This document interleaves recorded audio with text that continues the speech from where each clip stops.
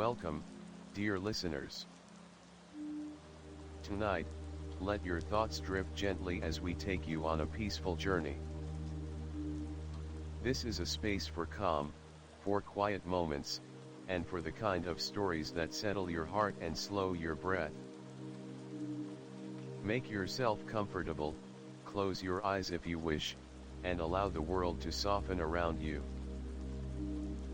Now, let's begin with tonight's story. Today's story is titled Wonders of Lunaria, the Dreamer's Journey. Chapter 1, The Storyteller's Whisper. In the soft embrace of a twilight sky, where the last golden rays of the sun kissed the tops of emerald trees, a gentle voice stirred the hush of the evening. It was not the wind, nor the call of an owl, but something softer and ancient, comforting whisper, woven through the air like a secret melody. From a little cottage perched on the edge of the whispering woods, an old storyteller, known as Elder Thelen, prepared to tell a tale that had not been heard for many, many moons. Children and dreamers from the nearby villages would gather beneath the ancient willow tree, their eyes gleaming with wonder and anticipation. "Come closer, little stars," Elder Thelen would say, his voice both gravelly and tender. "Tonight, we journey beyond the reach of mortal maps, into the secret realms hidden between petals and dewdrops, into the land known only to those who believe, the land of Lunaria." The children, clutching blankets and lanterns, scooted closer. Even the fireflies seemed to hover nearby, their golden lights pulsing with excitement.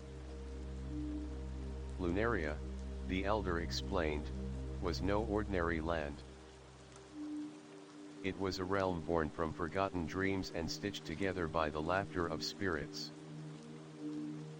Once, a poet named Liana Windwhisper had ventured into Lunaria.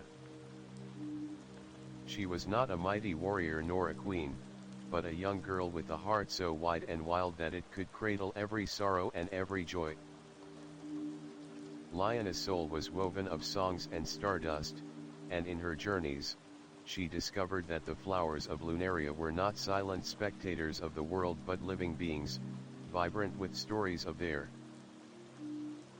own. Some blooms sang lullabies to the rivers. Others debated philosophy under the moon. And still others, proud and haughty, would not speak unless one proved worthy of their wisdom. Liana, with her open heart, listened to them all. She promised to gather their stories like jewels and scatter them across the world so that none would ever be forgotten. Thus, the flower fables were born, tales for those who dared to listen to the language of petals, who had not yet forgotten how to dream. Tonight, Elder Thelen said, he would share not just the old tales, but tales newly blossomed, stories never heard by mortal ears, wrapped in the fragrance of unseen gardens. At this, the fire crackled brighter, and the children leaned in, their breaths caught in the fabric of the night. "But beware," Thelen warned, his eyes twinkling with mischief, "for once you hear the stories of Lunaria, a part of you may never wish to leave." There was a pause, heavy with delicious suspense. Even the ancient willow above them seemed to bend lower, eager to listen. And so, with a knowing smile, Elder Thelen raised his hands and began to weave the first threads of a new journey, a journey across the lands where blossoms whisper secrets and the stars hum ancient songs. In the hush that followed, the air itself seemed to tremble with magic. The earth beneath them shifted subtly, softly, and for a heartbeat, it felt as if the veil between the known and the unknown had grown thin enough to step through. Thus began the first steps into the forgotten meadows and shimmering groves of Lunaria, a place where stories bloomed like wildflowers, waiting for dreamers to gather them. Chapter 2, A Song of Shadows and Colors. As Elder Thalen's voice melted into the night, a soft breeze stirred, carrying the scent of lilacs and wild mint. The world seemed to sigh, as if readying itself for the story to unfurl. Beyond the ancient willow tree, beyond the reaches of sight and sound, the realm of Lunaria awakened. Here, in the heart of Lunaria, Lyanna Windwhisper took her first timid steps into the Vale of Dusk and Dawn, a place where light and shadow danced together in endless embrace.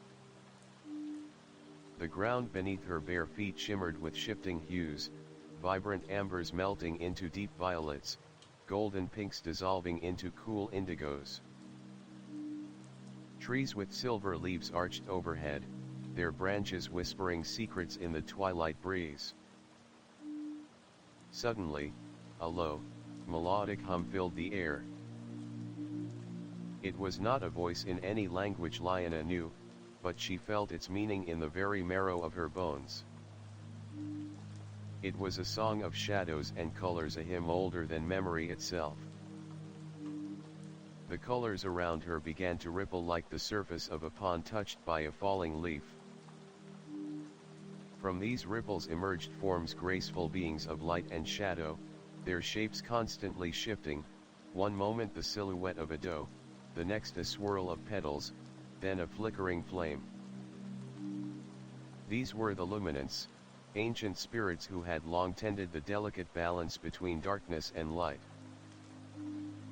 Their leader, a figure woven from glistening twilight and moonbeam threads, drifted forward.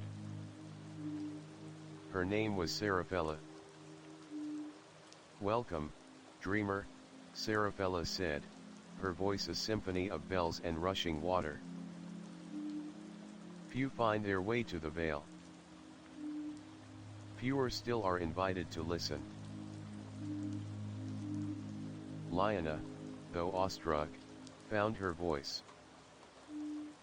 "I heard your song," she whispered. "It pulled me here." Seraphella smiled, a curve of silver mist. "The song is the breath of Lunaria," she said.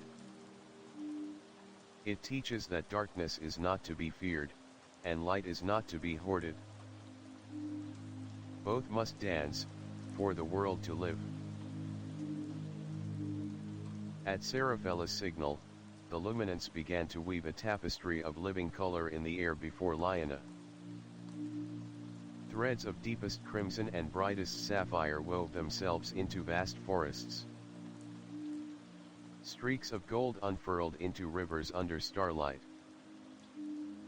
Shades of green danced into great fields of singing grass. It was a creation story one spun anew each time a dreamer dared to wander so far from home. Lyanna watched, spellbound. She saw heroes born from stardust, weeping willows that carried messages on their leaves, nightingales that stitched broken hearts with song. Every color, every shadow, told 1,000 tales. Seraphella stepped closer, her form flickering briefly into that of a great hawk, then a woman crowned with flowering vines. "You must remember, dreamer," she said, "shadows give meaning to the light. Fear neither. Embrace both. For only then will your journey through Lunaria bear fruit." With that, she pressed a tiny seed into Lyanna's palm. It was no ordinary seed, it pulsed with all the hues of the tapestry she had just witnessed. "This is the seed of memory," Seraphella said. "Plant it when you find true understanding. Until then, it shall guide you." As Lyanna clutched the seed to her heart, the colors around her dimmed into soft pastels. The luminance song faded into a lingering sigh of harp strings caught on the wind. When she looked again, she stood alone at the edge of the veil, the first tendrils of dawn brushing the sky with watercolor light. Yet something deep within her had changed. She no longer saw the world in simple shades of black and white. She saw the endless dance, the aching, beautiful struggle between light and shadow that made all things possible. And she knew, this was only the first step of a much grander voyage. The children around Elder Thelen shivered, not from cold, but from wonder. Above them, the stars burned a little brighter, and somewhere far beyond their reach, the veil of dusk and dawn stirred once more, awaiting the next dreamer brave enough to listen. Chapter 3, The Garden of Whispering Blooms. With the seat of memory tucked safely against her heart, Liana Wind Whisper followed a narrow, winding path that unfurled like a silver ribbon beneath her bare feet. The sky above glowed with the tender light of early dawn, and the air carried the sweet scent of jasmine and honeysuckle. As she walked, she noticed the trees around her thinning, giving way to open fields swaying with wild flowers. And there, beyond a gentle arch of willow branches, she found it, the Garden of Whispering Blooms. The garden stretched endlessly, a living ocean of color and fragrance. Flowers of every hue imaginable carpeted the land, soft blues, fiery oranges, delicate pinks, and velvety purples. But it was not their beauty alone that made Liana gasp, it was the gentle murmuring that rose from the garden, like 1,000 tiny voices weaving an endless lullaby. Each flower was alive, not merely with the natural pulse of life, but with true consciousness. Their petals quivered, their stems swayed not just to the breeze, but in rhythm with unseen music. And then astonishingly the flowers began to speak. "Welcome, wanderer," sang a golden marigold near her feet, its voice like the warm hum of summer fields. "Welcome, keeper of dreams," chimed a delicate lily, bowing low on its slender stalk. Liana knelt in the soft grass, her heart thundering.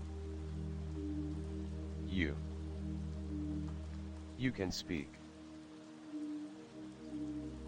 A deep, rumbling chuckle echoed nearby. From a bed of crimson blooms emerged an enormous rose bush, its blossoms heavy and ancient. "I am Briarheart," said the rose, its voice wise and resonant.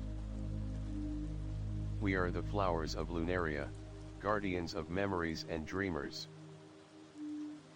Few mortals hear our voices. Fewer still are brave enough to answer." "I will listen," Liana whispered, humbled. The garden shivered with delight.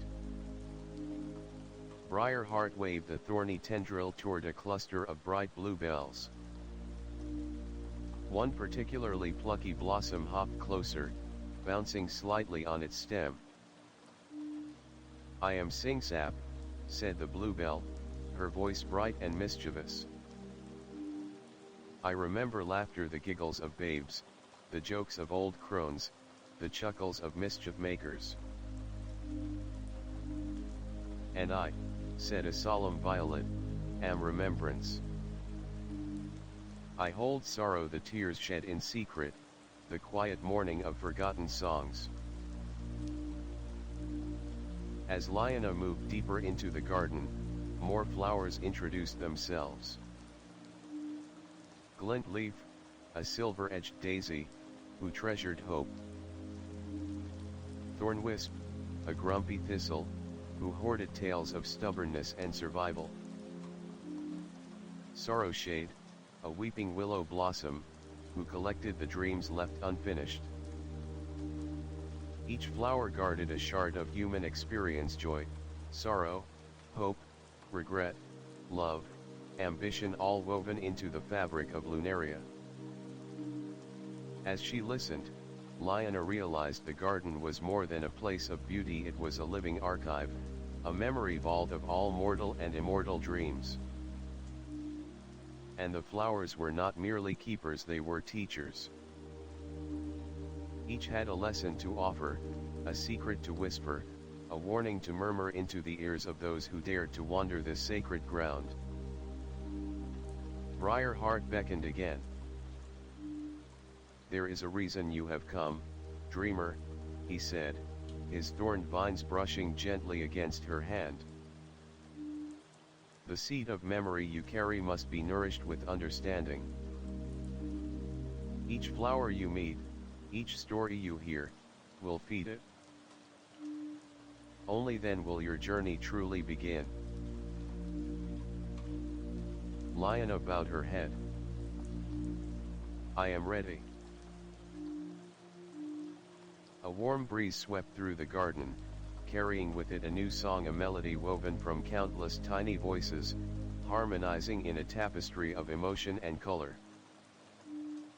And so, with a heart full of wonder and a spirit alight with curiosity, Lyanna ventured deeper into the garden of whispering blooms. Behind her, the arch of willow branches closed silently, sealing the entrance to the outside world. Ahead of her, countless paths twisted and turned, each promising a different story, a different truth. Some paths shone with golden light, warm and inviting. Others slithered into shadow, thorny and treacherous. But Lyanna did not hesitate. She had chosen to listen. She had chosen to remember. And in Lunaria, such choices were never made lightly. Chapter 4, Whispers of Compassion. The paths within the garden of whispering blooms seemed endless, winding and twisting like silvered vines under the dappled light of an eternal dawn. Lyanna wandered slowly, her senses overwhelmed by the symphony of scents, colors, and tiny voices that filled the air like a living song. Every step she took was accompanied by a chorus of murmured greetings and snippets of tales half told. It was as if the garden itself yearned to pour its memories into her open heart. Before long, Briarheart, the ancient rose with blossoms the color of sunset fire, called her toward a clearing. In the center stood a pedestal of polished stone, veined with living ivy. Atop it bloomed a single, luminous flower, its petals a shifting mosaic of gold and violet, like captured twilight. "This," said Briarheart, his voice a deep rumble in the earth, "is the heart bloom." Lyanna approached reverently. As she leaned closer, she heard 1,000 heartbeats, soft and steady, echoing from within the flower's core. "The heart bloom," Briarheart explained, "records every act of compassion, great or small, that has ever blossomed across the realms. Each petal is a testament. Each beat, a memory." Lyanna's breath caught in her throat. So much kindness, captured and preserved, still pulsing with life. At that moment, Singsap the bluebell bounced into the clearing, her laughter like silver bells tumbling in the breeze. Of course, Singsap giggled, not all acts of kindness are grand and noble. Sometimes it's the little things, the mending of a torn wing, the offering of a simple smile that echo the loudest in Lunaria. Briarheart's thorny vines stirred the air as he nodded solemnly. "In the mortal world," he said, kindness often goes unnoticed. But here, no act is ever wasted. Every kindness, no matter how small, nurtures the weave of all things. Lyanna knelt before the heart bloom, her fingers hovering over its shimmering petals. Memories surged into her mind. A lonely child offering half a loaf of bread to a starving stray. A weary traveler giving his last coin to help a grieving widow. A forgotten song, hummed softly by a dying grandmother, bringing peace to those who remained. Tears welled in Lyanna's eyes, and she let them fall freely into the earth. "You feel it, don't you?" Singsap whispered, nudging Lyanna's hand with her tiny, velvety bloom. "I do," Lyanna breathed. "It's overwhelming." "Compassion is not meant to be easy," Briarheart rumbled. "It is meant to be transformative." The ancient rose's voice grew softer, almost wistful. "Many who come to Lunaria seek greatness. They long for power, or wisdom, or endless joy. But the truth, dreamer, is simpler, and far more difficult. True greatness lies in the smallest kindnesses, offered without thought of reward." Lyanna closed her eyes, feeling the garden's heartbeat meld with her own. And in that stillness, she made her first vow. "Wherever my path may lead, I will plant kindness like seeds in the wind, trusting that someday, somewhere, they will take root and bloom." The heart bloom pulsed brighter for a moment, as if recognizing her pledge. And from its center, a single petal detached and drifted down into Lyanna's hands. It was warm and glowing, alive with the echoes of every kindness that had ever been. Briarheart inclined his great head. "A gift," he said. "Carry it well." With the petal tucked safely beside the seed of memory, Lyanna rose to her feet. Around her, the garden of whispering bloom seemed to lean closer, as if embracing her unspoken promise. Singsap twirled happily in the air.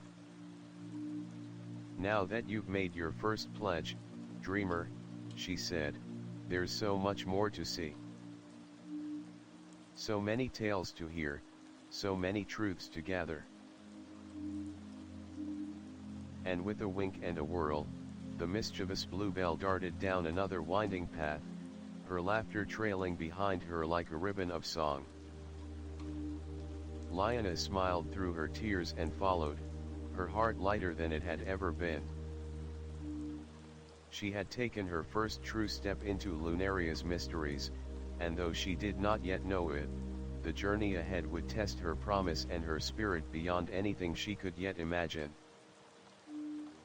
Chapter 5, The Thorns That Guard the Heart. Lyanna trailed after Singsap, her bare feet brushing over soft moss and velvety petals. The mischievous bluebell flitted ahead, her silvery laughter bubbling through the garden like a mountain spring. As they wandered deeper, the gentle colors of the blooms began to shift. The soft pastels gave way to darker, richer hues, deep crimsons, somber blues, fierce purples. The air grew thicker, humming with a subtle tension. Ahead, a thick grove loomed, a place where tall thistles and thorned vines tangled together, their blossoms proud and fierce. Singsap hovered at the entrance, suddenly solemn. "Here," she said, "lies the domain of Thornwisp." Before Lyanna could ask, the vines parted with a sigh, revealing a narrow path guarded on all sides by towering plants, each armed with vicious-looking spines. A low growl, like the rumble of distant thunder, vibrated through the thicket. Out from the dense shadows stepped a creature unlike any Lyanna had seen, a massive thistle, nearly as tall as a man, cloaked in sharp green leaves and crowned with a brilliant purple bloom. Two gleaming eyes peered at her from beneath his prickly crown. "I am Thornwisp," he announced, his voice like the grinding of ancient stones. "What does a soft-handed dreamer seek among the thorns?" Lyanna straightened, swallowing her fear. "I seek understanding," she said clearly. "I seek to listen." A gruff chuckle rumbled from Thornwisp's chest. "Then listen well, girl," he said. "For not all beauty is soft. Not all lessons are sweet." He beckoned her forward with a claw tendril. As Lyanna stepped cautiously into the grove, the vines around her shuddered and shifted. Sharp thorns snagged at her sleeves and brushed against her skin, but none pierced her flesh. "You tread among the strong," Thornwisp growled. "Among those who have survived drought, storm, fire, and blade. We are not here to delight your senses. We are here to endure." All around her, the thistle seemed to pulse with silent pride. Their blossoms burned with fierce color, their spines gleamed like polished obsidian. Thornwisp guided her to a withered stalk once a proud flower, now dry and crumbling. "See this?" he asked. Once, a bloom as bright as any. But it bent too easily to the winds. It sought only comfort. It forgot the strength of its roots. And so, when the storms came, it perished. Lyanna knelt beside the withered plant, sorrow tightening in her chest. "But surely," she said softly, "softness has its place too." Thornwisp's eyes gleamed, not unkindly. "It does," he rumbled. "But strength without compassion is cruelty. Compassion without strength is fragility." He leaned closer, his voice dropping to a rough whisper. "Balance them, dreamer. Grow your thorns as well as your petals." Singsap darted to Lyanna's shoulder, her tiny form trembling slightly. "Don't let him scare you," she whispered. "He's a big softy inside. Once, he sheltered an entire village of flower folk during the fire season. His thorns tore the flames apart before they could harm even a single bud." Thornwisp grunted in embarrassment. "Flattery is a weed that chokes wisdom, Singsap," he muttered, but a faint blush colored his thorny cheeks. Lyanna smiled gently and reached out, letting her fingers brush one of Thornwisp's sharpest spines. To her surprise, it did not cut. Instead, it hummed with an ancient warmth, a reminder that true strength was not meant to harm, but to protect. She rose to her feet, her heart steadier than before. "I understand," she said. "I will grow strong roots. I will not fear the storms." Thornwisp regarded her for a long moment. Then, with a grunt of approval, he plucked a single thorn from his side, a gleaming black shard, and placed it in her hand. "Take this," he said. "A thorn of endurance. Let it remind you that to survive is not enough. You must endure with purpose." With Thornwisp's thorn tucked beside the heart bloom petal and the seed of memory, Lyanna felt a new strength pulsing within her. The path ahead would not be easy. She would face storms, sorrows, doubts, and fears. But she would meet them with roots dug deep into the soil of compassion and courage. As she turned to leave the grove, the thistles bowed their heads in silent farewell. And somewhere deep in the shadows, a tiny seed stirred, awakened by the promise of a dreamer who had chosen not just to wander, but to endure. Chapter 6, The Waters That Remember. After bidding farewell to Thornwisp and the fierce thistle groves, Lyanna and Singsap ventured onward, their path winding through lush meadows where the grasses shimmered like liquid silver. Above them, the sky deepened into a rich indigo, dusted with early stars. The air grew cooler, and the soft murmur of running water began to whisper from somewhere ahead. Singsap darted excitedly in circles. "Come, dreamer. We are close. The streams of Lunaria await." At the foot of a low, mist-shrouded hill, Lyanna found herself standing before a breathtaking sight. A river of crystal water wound through the valley, glowing faintly with its own inner light. But it was no ordinary river. Above the surface, ethereal figures drifted and danced, shimmering shapes of mist and moonlight, their forms ever shifting, one moment sleek dolphins, the next, elegant herons, then faceless beings, cloaked in flowing veils of water. These were the Luminari, the spirits of water, keepers of memory, movement, and change. Singsap bowed low, her tiny form reverent for once. "Only the worthy may be blessed by the waters," she whispered. Lyanna, heart pounding, knelt at the riverbank. The mist swirled before her, and out of the swirling vapors emerged a figure taller than any she had yet seen in Lunaria. A woman woven entirely of water and starlight, her hair cascading like waterfalls, her gown rippling like an endless stream. She introduced herself with a voice like rain tapping against ancient stone.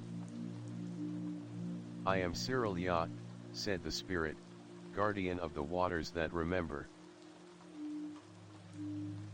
Lyanna lowered her gaze in respect. "I seek to understand," she said. "I seek to carry the lessons of Lunaria in my heart." Cyrilia studied her with ancient, fathomless eyes. "Then listen well," the spirit said. "For water is the oldest storyteller, and its lessons are not always gentle." With a graceful sweep of her hand, Cyrilia conjured an orb of water between them. Within its shifting surface, scenes began to form. A river cutting through stone mountains over centuries, carving deep canyons where none had stood before. A gentle rain reviving a dying forest, bringing life where death had begun to root. A flood sweeping away a once proud village, humbling its people into rebuilding with greater wisdom. "Water," Cyrilia said, "is life and death, giver and taker, destroyer and healer." She knelt beside Lyanna, her touch as soft as mist. "To grow, dreamer, you must learn to move like the waters. Adapt. Flow. Overcome. Stagnant waters breed decay. Only those who embrace change truly live. Lyanna watched as the orb shifted again, this time revealing a younger version of herself, fragile, uncertain, clinging to old dreams that had long since withered. The spirit's voice softened. You must release what no longer serves you. You must flow forward, even when the way is unclear. Lyanna swallowed hard, feeling the truth of those words deep within her chest. I will try, she said hoarsely.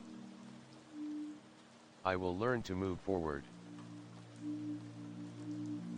Cyrilia smiled, a radiant expression that rippled across her translucent features. Not try, dreamer. Do. From the river, a slender thread of water rose into the air and coiled itself around Lyanna's wrist. It cooled her skin, leaving behind a faint, shimmering mark in the shape of an ever-turning spiral. A blessing, Cyrilia said. The mark of flow. It will guide you through times when the path grows twisted or the current turns fierce. Lyanna bowed low, gratitude swelling in her heart. As she stood, the luminary around her began to sing not with words, but with melodies that seemed to vibrate in the very air, songs of rivers and seas, of renewal and endless journeys. The river before her shifted again, revealing a narrow stone bridge arching across the waters. Beyond it, the garden continued greener, wilder, more untamed. Singsap hovered beside her, wide-eyed with wonder. Few are blessed by Cyrilia herself, she whispered. You're meant for great things, dreamer. Lyanna stepped onto the bridge. The waters flowed beneath her, carrying away the old fears, the old doubts, and whispering promises of new adventures yet to come. Ahead, the garden of whispering blooms waited. But beyond the garden, darker forests, higher mountains, hidden realms she had not yet even imagined. And in her heart, the seed of memory, the heart bloom petal, the thorn of endurance, and now the mark of flow pulsed together, growing stronger with each step. The journey through Lunaria had only just begun. And the waters that remembered would remember her, too. Chapter 7, The Festival of Ether Lights. As Lyanna crossed the slender stone bridge beyond the streams of Lunaria, the landscape shifted once more. The air grew sweeter, laced with scents of wild honey and sun-warmed berries. Above her, the sky blushed into hues of peach and violet, as if the very heavens anticipated a celebration. Singsap darted excitedly around her head, tiny bells of laughter spilling from her lips. Hurry, dreamer, she cried. You're just in time. Tonight is the festival of ether lights. Ahead, a vast glade unfolded, encircled by towering silverwood trees whose leaves shimmered like spun glass. In the heart of the glade, thousands of tiny lanterns floated through the air, each one a delicate orb of glowing blossom cradling a flickering light within. The lanterns moved to an unseen rhythm, weaving patterns of light across the twilight sky. Beneath this canopy of stars and flame, the fair folk, the spirits and guardians of Lunaria, gathered in celebration. Lyanna stood breathless at the edge of the clearing. Elves with skin like moonstone danced with fauns whose hooves barely kissed the earth. Sprites no larger than dragonflies zipped through the air, painting trails of stardust with their wings. Tall, regal beings cloaked in flowing garments of mist and ivy sang songs that wove themselves into living vines across the trees. At the center of it all stood a grand pavilion made of braided golden boughs and silk spun from the dreams of sleeping bees. It was here that the great lessons of Lunaria would be shared, lessons sung, danced, and whispered into the souls of those who dared to listen. Briarheart the ancient rose, Thornwisp the thistle guardian, and even Cyrilia the water spirit stood among the gathered crowd, nodding in welcome as Lyanna approached. "You are honored, dreamer," Briarheart rumbled warmly. "Few mortals are invited to the festival. Fewer still are chosen to bear its teachings." At a signal from the elder spirits, the music softened. A hush fell over the glade, expectant and electric. From the shadows, a figure stepped into the light. A woman tall and radiant, crowned with a halo of golden petals. Her hair flowed like liquid dawn, and her eyes gleamed with all the colors of the living world. This was Amariel, the Lady of Blossoming Paths, the ancient and beloved Queen of the Fair Folk. Amariel's voice, when it came, was like a river of silk. "Tonight," she said, "we honor the dreamers who carry seeds of hope across the barren lands. We honor those who weave kindness into the tattered fabrics of the world. We honor those who dare to change, to endure, to flow." Her gaze found Lyanna, and the dreamer felt warmth bloom within her chest, as if the sun itself had reached down to cradle her heart. One by one, the fair folk stepped forward to offer gifts of wisdom, each wrapped in song and story. An elder dryad sang of patience, the kind that watches saplings grow into mighty oaks over centuries. A sprite of flame danced a tale of courage, the kind that flickers even in the coldest winds. A stooped gnome whispered a poem of humility, the kind that bends low so that others may climb higher. Each lesson imprinted itself upon Lyanna's soul, weaving into the tapestry that the seed of memory was slowly becoming. Finally, Amariel herself approached. She carried a small, crystalline vial that shimmered with captured starlight. "This," she said, "is the essence of ether light, the distilled hope of 1,000 forgotten dreams.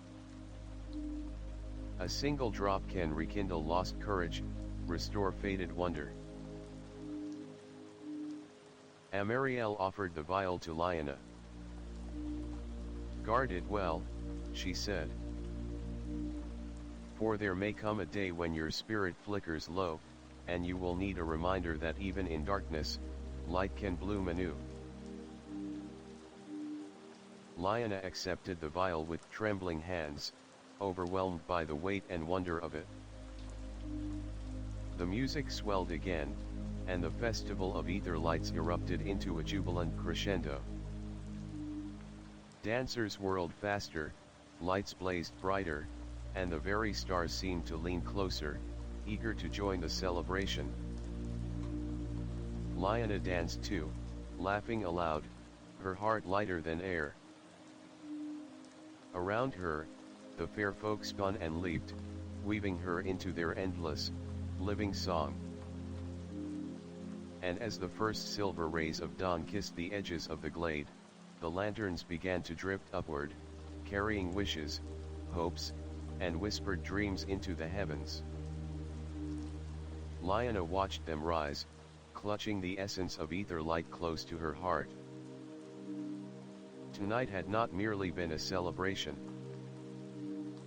It had been a binding a promise that she was no longer merely a visitor in Lunaria. She was becoming part of its endless story. Chapter 8, The Healing Wings. Lionna's journey had led her through vast meadows, into hidden groves, and across rivers of memory and hope. But as she ventured deeper into the heart of Lunaria, she began to realize that it was not only grand lessons or monumental acts of heroism that shaped a dreamer. It was, instead, the quieter moments, the small acts of kindness, patience, and care that would form the true measure of her growth. As the dawn light filtered through the canopy of trees, Lionna and Singsap found themselves at the edge of a glistening meadow. The air smelled of fresh dew and sweet wildflowers. Before them stretched a sea of golden daffodils, their petals open wide to greet the sun. But amidst this brilliance, something else caught Lionna's eye. There, in the center of the field, lay a small, trembling creature. It was an earth bee, its wings broken, its body battered, struggling to crawl across the petals. Its tiny legs dragged, and it seemed to be in terrible pain.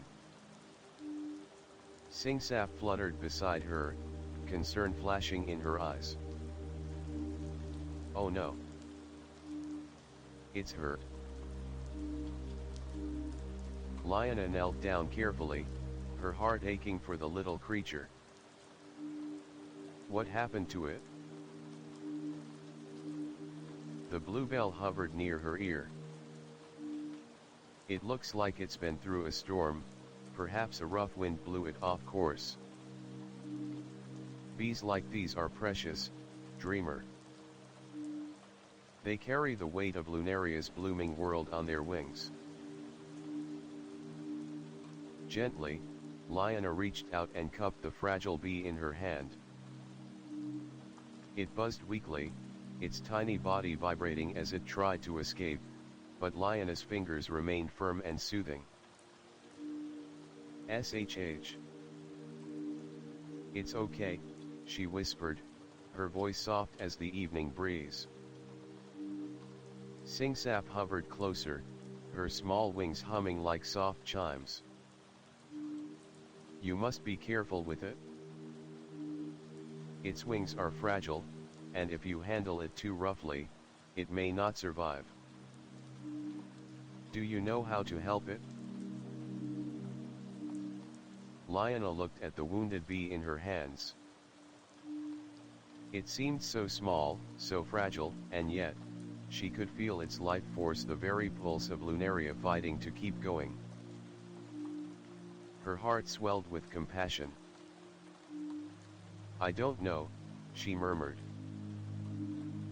"But I will learn."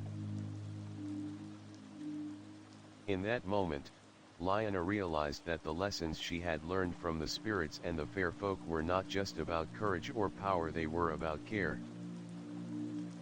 The true strength of a dreamer lay in the ability to tend to those who were weak, to give time and love even when it seemed like nothing could be fixed. Lionna carried the bee gently in her hands, walking toward a grove of lavender and rosemary that grew nearby. She had seen the spirits of Lunaria use herbs and leaves for healing before, and she felt certain that nature would provide what was needed. She set the bee down on a soft bed of moss beneath a rosemary bush, and as she did, she noticed that the bee's wings fluttered slightly. Its struggle was not over, but it seemed less desperate. Singsap fluttered about nervously. "What are you doing, dreamer?" "I'm giving it space to heal," Lionna replied softly. I think the best way to help is to let it rest. To give it time." Singsap tilted her head, puzzled. but how will it heal without help? Lioness smiled and gently placed a few sprigs of rosemary next to the bee, their soothing scent filling the air. Sometimes, she said, healing doesn't come from rushing. It comes from allowing the world to heal itself in its own time. The day passed slowly, and as the sun climbed higher in the sky, Lioness stayed by the bee's side. She watched the delicate movements of the little creature as it rested, occasionally fluttering its wings, but always with a sense of calm determination. Lioness' thoughts turned inward as she sat in the meadow. She realized that the lesson she was learning here was one of great patience, patience not just for the creatures of Lunaria, but for herself as well. As the sun began to set, a soft breeze rustled the lavender bushes, and the bee, with its wings still fragile but now more certain, finally took flight. Its small, buzzing body rose slowly into the air, its path unsteady at first, but soon it flew with grace, weaving in and out of the flowers like a tiny star in the dusk. Liona watched it soar higher, a sense of deep satisfaction settling in her chest. She had helped it find its strength again, not by forcing it to hurry, but by allowing it the time to recover at its own pace. Singsap hovered close, her wings humming. It's flying again. You did it, dreamer. You saved it. Liona smiled, watching the bee disappear into the evening sky. I didn't save it, Singsap. It saved itself. All I did was give it a chance. And in that moment, Liona realized the truth of her journey. Lunaria, with all its beauty, magic, and lessons, was teaching her that the most powerful form of love was the kind that allowed growth without interference. She had learned not just how to act, but how to let things unfold in their own time and way. Sometimes, the greatest act of care is patience. As they turned to continue their journey through the meadow, Liona took a deep breath, feeling the weight of the day's lesson settle within her. The seed of memory pulsed softly in her pocket, reminding her of everything she had learned and everything still ahead. Lunaria had already shaped her in ways she could not yet understand, but she was growing, slowly, steadily, just like the world around her. Chapter 9, The Forest of Eternal Cycles.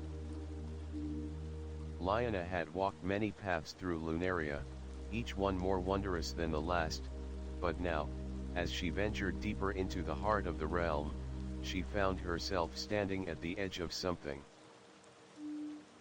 truly ancient, the Forest of Eternal Cycles. This was a place unlike any other she had encountered. The trees were vast and ancient, their trunks so wide they seemed to touch the sky, their roots weaving deep into the very bones of the earth. The forest hummed with a quiet energy, the air thick with the scent of moss and earth, the distant rustle of leaves whispering in languages only the oldest spirits knew. Singsap hovered beside her, her tiny wings buzzing softly. This is the heart of Lunaria, dreamer, she said in a voice that carried both awe and reverence. The Forest of Eternal Cycles is where the spirits of time and rebirth dwell. It is where life, death, and rebirth are forever intertwined. Liona nodded, her eyes scanning the towering trees and the undergrowth that seemed to pulse with life. There was something profoundly peaceful here, as if time itself flowed differently in this place, a rhythm slower, more deliberate. They walked deeper into the forest, the shadows growing longer, the air cooler. After a while, they reached a clearing at the heart of the woods. In the center of the clearing stood an ancient oak tree, its bark gnarled and twisted, its branches stretching wide like the arms of a titan. Beneath the oak was a stone circle, weathered by centuries, covered in moss and ivy. "This is where the guardians of the forest reside," Singsap whispered. "Where the cycle of life is kept in balance." Lyanna knelt before the stone circle, feeling the weight of history in the air. She could sense the power in the place, the way it pulsed with the ancient rhythm of the world. She closed her eyes for a moment, letting the hum of the forest fill her senses. As she did, she heard a voice, a deep, rumbling voice, like the sound of ancient trees groaning in the wind. "Who dares seek the wisdom of the forest of eternal cycles?"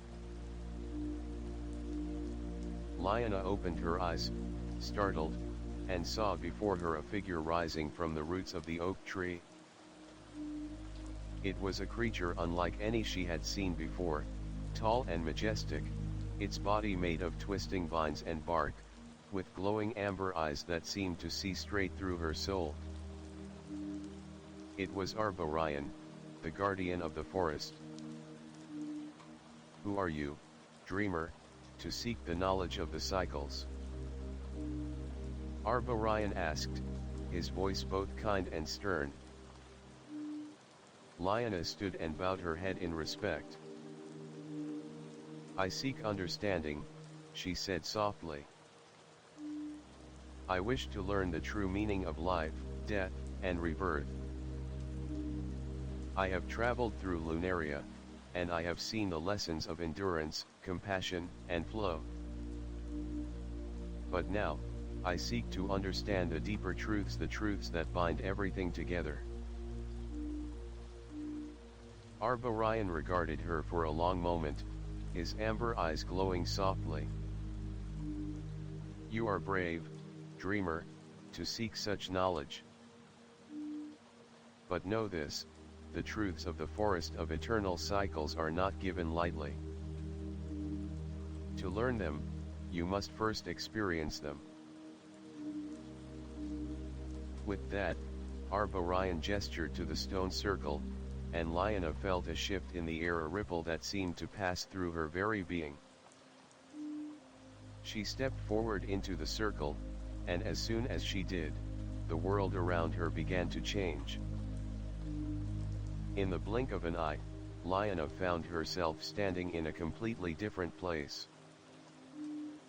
She was no longer in the forest, but in a vast, open field, the grass beneath her feet lush and green. The sky above was bright and clear, the sun casting a golden glow across the land. And there, at the center of the field, was a single, delicate flower, a blossom so perfect it seemed to glow with an inner light. The petals were white as snow, with streaks of gold running through them, and the stem was sturdy, yet graceful. Lyanna approached it slowly, her heart beating with anticipation. She knelt down to examine the flower, and as she did, she felt a deep sense of connection to it. The flower was beautiful, fragile, and full of life, yet it was also bound by something deeper, a cycle she could not yet fully comprehend. As Lyanna reached out to touch the flower, she heard a voice whisper through the wind. "The cycle begins," the voice said softly. "Life is given, but it must also be taken. All things must pass through the cycles of birth, growth, death, and rebirth." Before she could react, the flower began to wither, its petals curling and turning brown. The once vibrant bloom shriveled and fell to the ground, a lifeless husk of what it had been. Lyanna gasped, her heart sinking. She reached out, but the flower was gone, only the dry, brittle stem remained. "You see, dreamer," Arborian's voice rumbled, his presence now surrounding her like a distant thunderclap, "the cycle is not without sorrow. Life cannot exist without death. But death does not mean the end. It is only a part of the greater flow." Lyanna stood, her heart heavy with the truth of his words. As she looked down at the empty stem, she saw a new seed sprout from the earth. It was tiny at first, but it grew quickly, its roots sinking deep into the soil, its leaves unfurling toward the sun. "This," Arborian continued, "is the essence of the cycle. All that lives must eventually pass, but it is reborn in new forms, in new ways. What is lost is never truly gone. It lives on in what comes after." Lyanna knelt beside the new seedling, a sense of peace washing over her. She understood now. The cycle was not just about endings, it was about renewal, transformation, and the interconnectedness of all things. Every loss, every ending, was a prelude to something new, something greater. The flower had died, but in its place, a new life had begun. And that, she realized, was the true meaning of the cycle, the eternal flow of life, death, and rebirth, ever turning, ever renewing. As the vision faded, Lyanna found herself back in the stone circle, Arborian watching her intently. "Do you understand now, dreamer?" he asked, his voice softening. Lyanna nodded, her heart filled with the wisdom of the forest. "I do," she whispered. "I understand. The cycle never ends. It is a part of everything, of every life, every leaf, every star in the sky." Arborian's eyes glowed warmly. "Then you are ready, dreamer. You are ready to carry the wisdom of the cycles with you, as you continue your journey." With that, the forest seemed to shift around them, the towering trees and the deep roots of the earth whispering their approval. Lyanna felt a new sense of purpose, a deep understanding of the cycles that governed not just Lunaria, but the very fabric of life itself. As she stepped forward, ready to continue her journey, she knew that she would carry the lessons of the forest of eternal cycles with her, wherever her path might lead. Chapter 10, The Mists of Generations. Lyanna's steps echoed through the quiet woods as she continued her journey, her heart full of the ancient wisdom she had gathered from the forest of eternal cycles. The knowledge of life, death, and rebirth, the eternal flow whispered through her mind like a quiet river, its current pulling her ever onward. Beside her, Singsap flitted excitedly, her wings trailing stardust in the fading light of the day. "Come, dreamer," she said, her voice filled with anticipation. "You've learned much, but now, we come to a place where time itself seems to bend, the Valley of the Ancestors." Lyanna's brow furrowed in curiosity. "The Valley of the Ancestors?" Singsap nodded gravely. "Yes, dreamer. It is a place where the mists carry the memories of those who came before, their spirits lingering in the air, waiting for those who are ready to listen." As they approached the valley, the atmosphere began to change. The air grew cooler, and a thick mist began to roll in from the far hills, creeping over the land like a living thing. The mist was not dark, but pale, almost translucent, and it shimmered with an ethereal light. The world seemed to fade into the background, leaving only the soft whispers of the mists and the distant sound of ancient voices. Lyanna could feel the weight of the past pressing in on her, the knowledge of generations long gone gathering around her like an unseen presence. The valley stretched before her, endless and quiet, with the mists curling around the gnarled trees that dotted the landscape, their branches reaching upward like skeletal fingers. "This is where the past and present converge," Singsap said softly, as if speaking in reverence. "Here, the spirits of the ancestors remain, watching over Lunaria, guiding those who seek wisdom." Lyanna's breath caught in her throat as she stepped deeper into the mist. It was as if she had crossed into another world, one where time no longer held its usual sway. The valley felt both ancient and timeless, a place suspended between moments, where the echoes of past lives could still be heard. As they ventured further into the valley, Lyanna noticed faint shapes moving through the mist, figures, blurred and indistinct, their forms shifting and changing like reflections in water.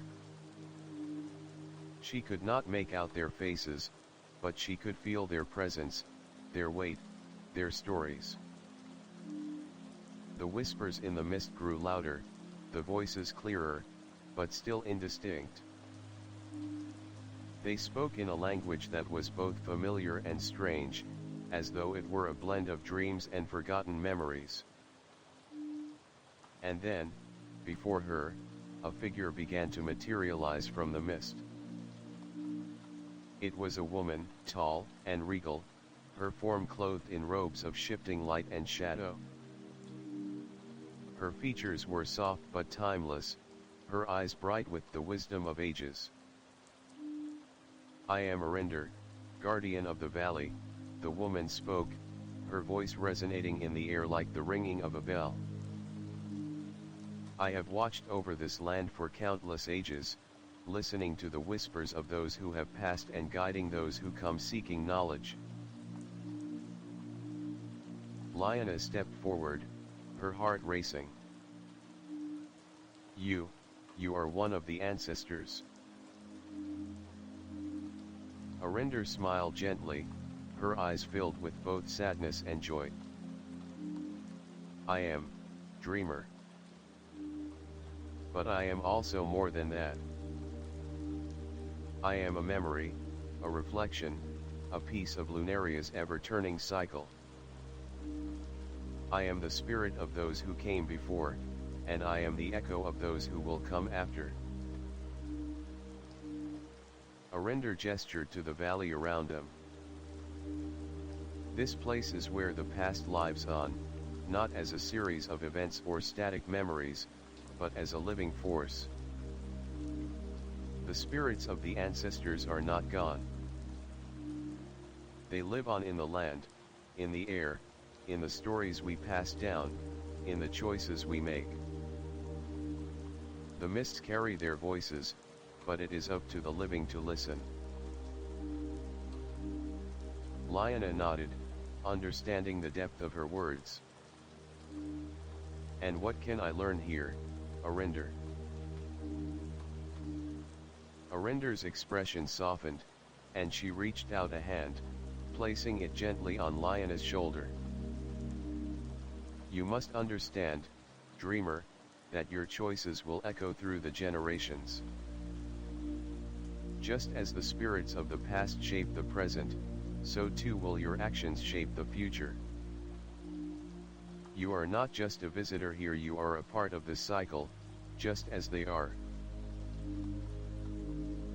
The mist around them thickened for a moment, and Lyanna felt herself being pulled into a vision.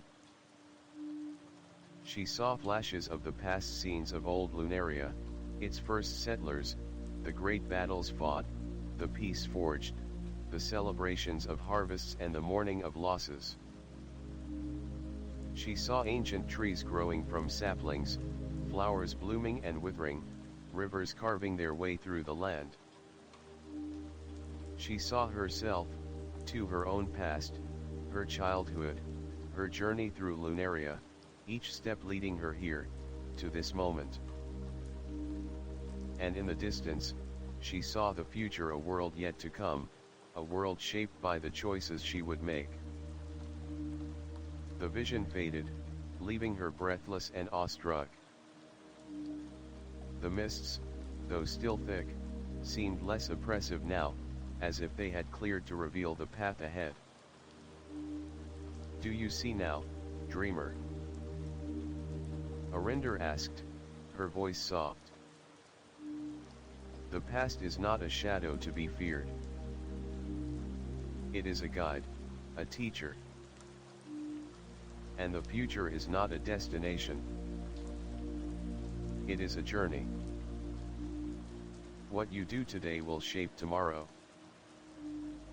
You carry the hopes, dreams, and stories of those who have walked this path before you."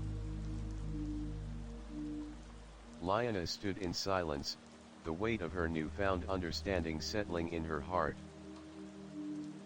She realized that the journey through Lunaria was not just about discovering the world, it was about understanding her place within it, about becoming a thread in the tapestry of time. And just as the spirits of the ancestors continued to watch over the land, so too would she be part of the cycle, watching over those who came after her. Arinder smiled gently, her form beginning to fade into the mist once more. "Go now, dreamer. You have learned what you needed to learn. The path ahead is yours to walk, but remember, you are never truly alone." As the vision disappeared and the mist began to clear, Lyanna stood alone in the valley, but her heart felt full. The whispers of the ancestors still echoed in her mind, a gentle reminder that her actions, her choices, were woven into the fabric of Lunaria itself. The Valley of the Ancestors had shown her something that would stay with her forever, the eternal connection between the past, the present, and the future, a cycle that would never end. Chapter 11, The Shifting Spirits. After leaving the Valley of the Ancestors, Lyanna's heart felt both lighter and heavier. The wisdom of the past echoed in her mind, reminding her of the interconnectedness of all life, how every action, every decision, rippled through time, shaping the future. Singsap hovered close by, her usual cheerfulness tempered by the weight of their recent encounter.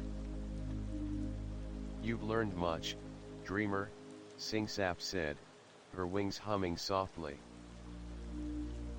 "But now, the next step of your journey is upon us. We're heading to the shifting glades, where the spirits change their forms and show the lessons of adaptation and flexibility." Lyanna glanced at her companion. "The spirits change their forms?" Singsap nodded. "Yes, dreamer.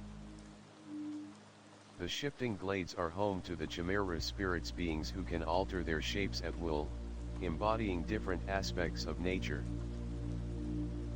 Their lesson is one of flexibility and change, learning to adapt to the winds of fate." The landscape gradually began to change as they walked. The meadow gave way to a dense thicket of trees, their trunks twisted and gnarled. The air grew thick with the scent of damp earth, and the sounds of distant water reached their ears. Ahead, the trees parted to reveal a vast, open expanse, a glade filled with shifting mists and ethereal lights that danced across the ground. Lyanna could see strange figures moving through the mists, their forms flickering like flames in the wind. "This is the heart of the shifting glades," Singsap explained. "Here, the chimera spirits reside. They are not bound by one form, they change with the seasons, with the wind, with the tide. They embody the principle that nothing in this world remains the same forever. As Lioness stepped into the glade, the air seemed to ripple with energy. The mists parted before her, revealing a figure that seemed to be made entirely of shifting colors. One moment it was a tall, regal stag, its antlers glinting in the light. The next moment, it was a soaring hawk, wings spread wide, then a stream of water that flowed over the ground and disappeared into the earth. The figure's shape flickered and reformed again and again, never staying the same for more than a moment. Finally, it took the form of a figure standing before Liona, humanoid in shape but with shifting features, an ever-changing visage of nature itself.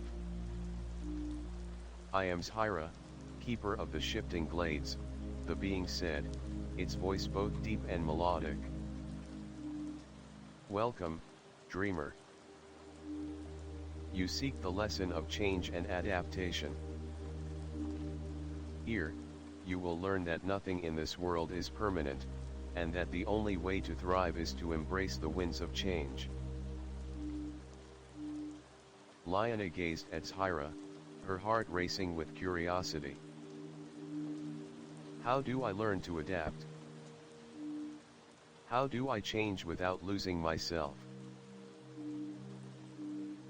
Zhyra smiled, the expression flickering across their face like a flash of lightning. "You will never lose yourself if you learn to embrace change, dreamer. The true self is not a fixed image, but a fluid essence that adapts to the circumstances around it. The flowers bend with the wind, but they do not break. The river flows, but it does not lose its essence." Zhyra gestured toward the glade, where the shapes of the chimera spirits continued to shift and change. "The spirits here are not bound to one form because they understand the truth of impermanence. They know that the world is constantly in motion, and that change is not something to be feared but embraced." As Liona stood in the glade, watching the spirits shift between forms, she felt the truth of Zhyra's words sink into her bones. She had spent so much of her life clinging to the idea of permanence, trying to hold on to the things she loved, the people she cared about, the dreams she had nurtured. But the world was always changing, always shifting. And perhaps, to truly live, she needed to learn to flow with it. Zhyra seemed to sense her thoughts. "Come, dreamer. I will show you how to embrace change." With a fluid motion, Zhyra morphed again, this time becoming a gentle stream that flowed across the ground. The water spread out in all directions, winding around Liona's feet, then lifting into the air to form shapes that shifted and changed, like clouds drifting across the sky. "Feel the flow," Zhyra's voice echoed in her mind. "Let go of your fears.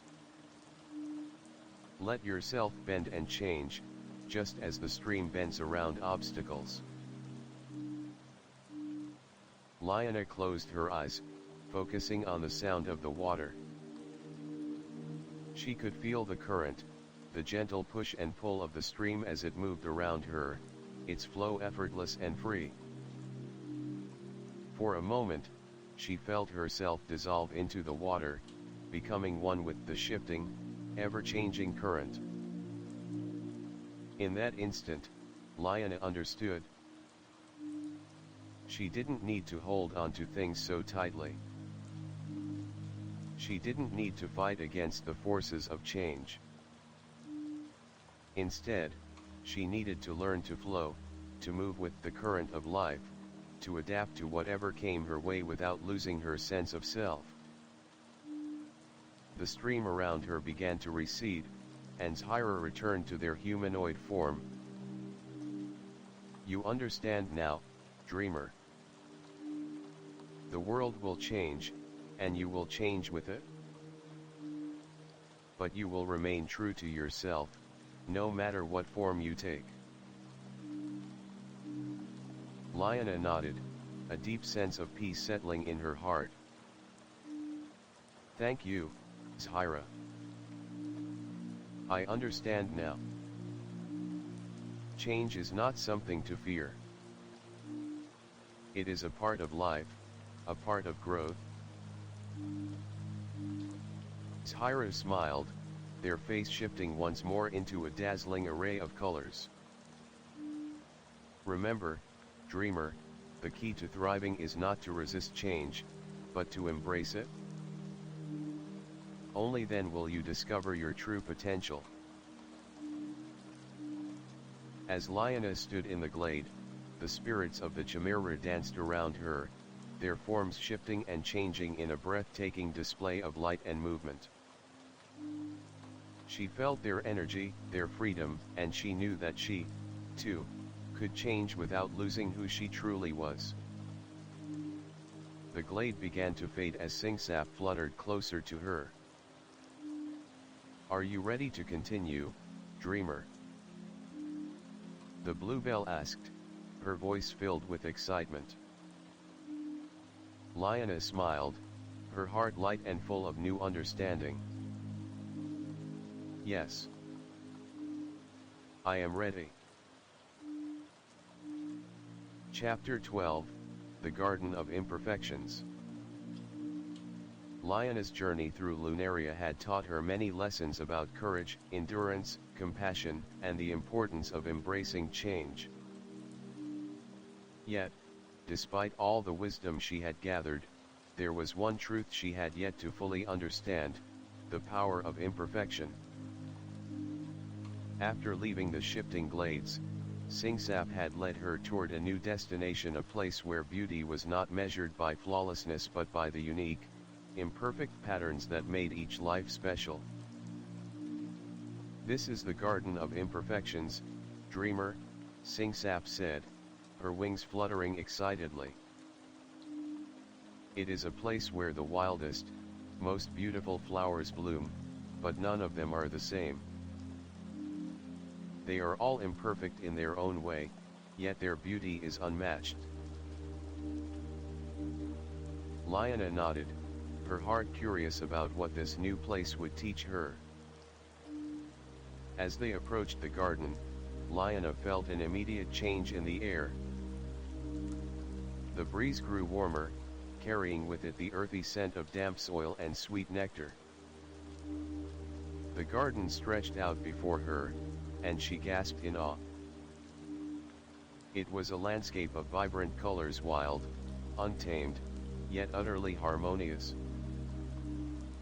The flowers here were unlike anything she had seen before. Some bloomed in jagged, uneven patterns, their petals curling at odd angles.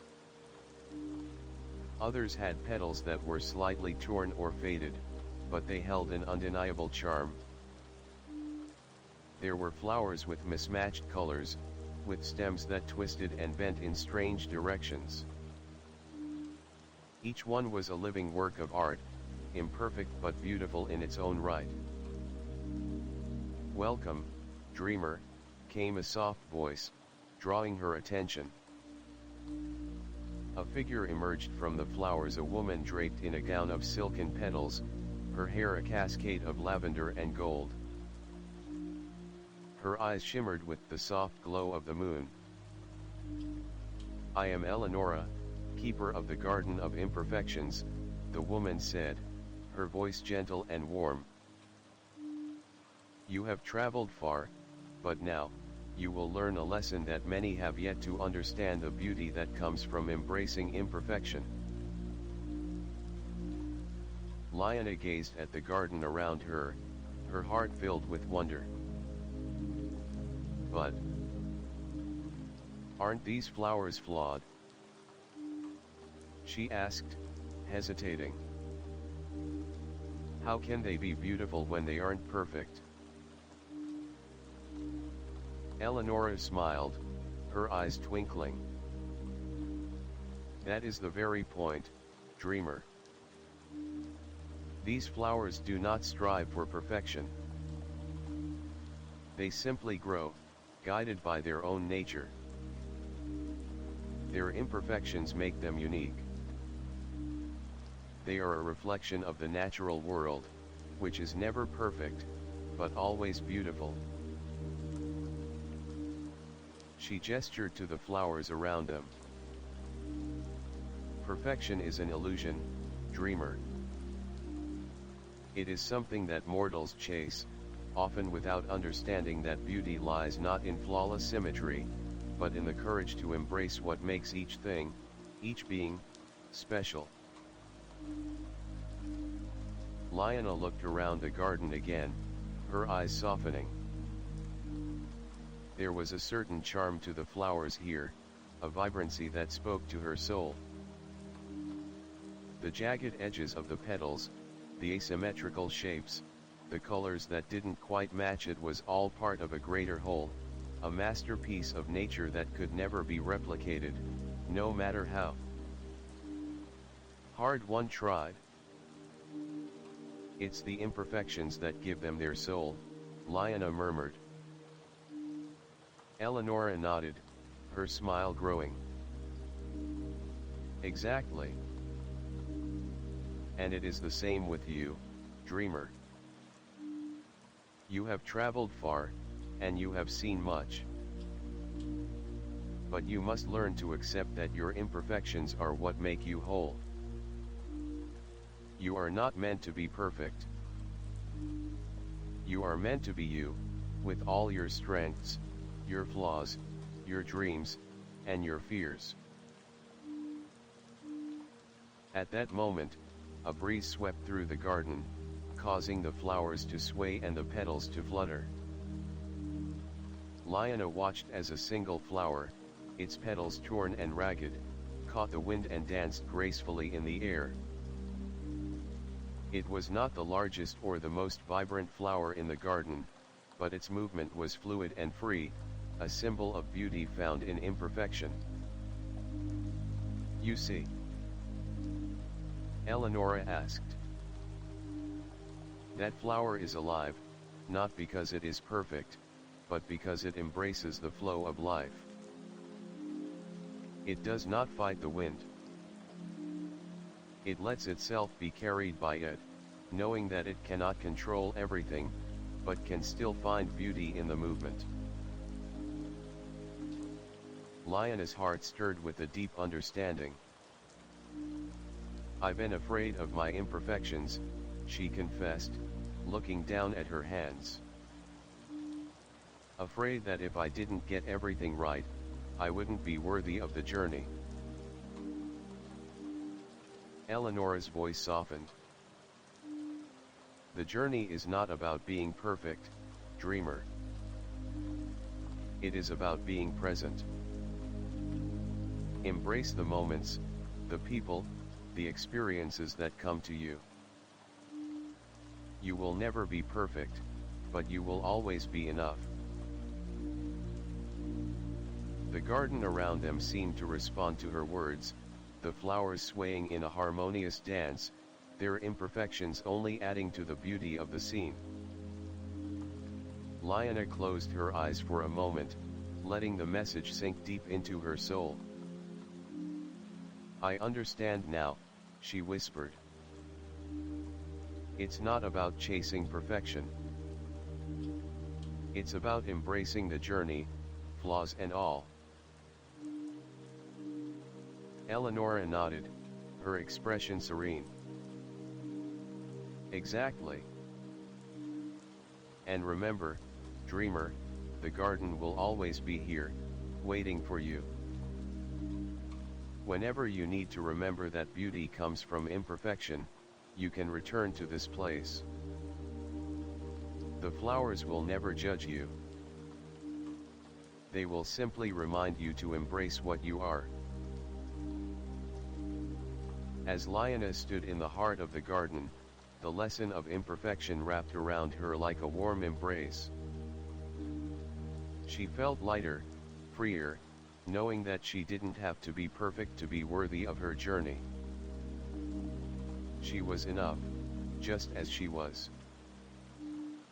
The wind picked up again, and the flowers danced with it, their movements wild yet graceful.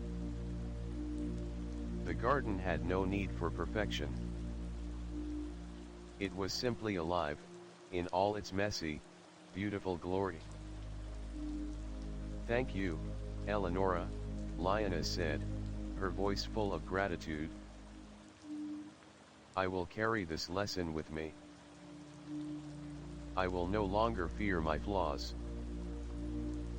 I will embrace them, knowing that they are part of what makes me who I am."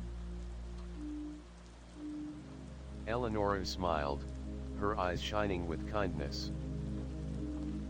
"You are welcome, dreamer. And remember, imperfection is not something to fix. It is something to celebrate." With that, Lioness took one last look at the garden of imperfections, her heart full. She knew that this lesson would stay with her forever, guiding her as she continued her journey through Lunaria and beyond. As she left the garden, the flowers waved goodbye, their petals fluttering in the wind. Lioness felt at peace, knowing that she no longer had to strive for perfection. She could simply be herself, with all her imperfections, and still find beauty in the journey. Chapter 13, The Valley of Luminous Bonds. Lioness had learned much on her journey through Lunaria.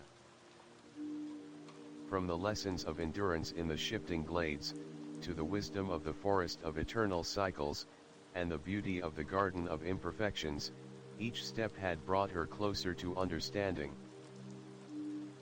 her place in this enchanted world. Yet, there was one final lesson she had to learn: the power of connection. Singsap flitted excitedly beside her, her wings sparkling with light as they walked through the misty valley. "Dreamer, we are almost there. The Valley of Luminous Bonds awaits." Lioness looked around at the landscape. The valley was bathed in a soft, golden glow, and the air felt thick with energy. The valley seemed to pulse with life, each step she took resonating with an underlying rhythm. It was as if the very earth was alive, breathing in unison with the creatures that called it home. The path they walked was lined with trees that stretched high into the sky, their branches swaying gently as if greeting them. The leaves of these trees glowed faintly, shimmering like stars in the twilight. But what struck Lioness the most was the sense of interconnectedness that filled the valley. It was as if everything, every tree, every leaf, every flower, and every creature was tied together by an invisible thread, a thread that held the fabric of this world in place. "This place," Lioness said softly, "it feels alive in a different way." Singsap nodded. "Yes. The Valley of Luminous Bonds is the heart of connection in Lunaria. Here, the boundaries between all things, plants, animals, spirits, and even time are blurred. Everything is connected by invisible threads, and the energy of those connections flows through every living thing." Lioness' heart swelled with the beauty of the valley. It was a place that seemed to embody the very essence of life, a place where nothing existed in isolation, where everything was part of a greater whole.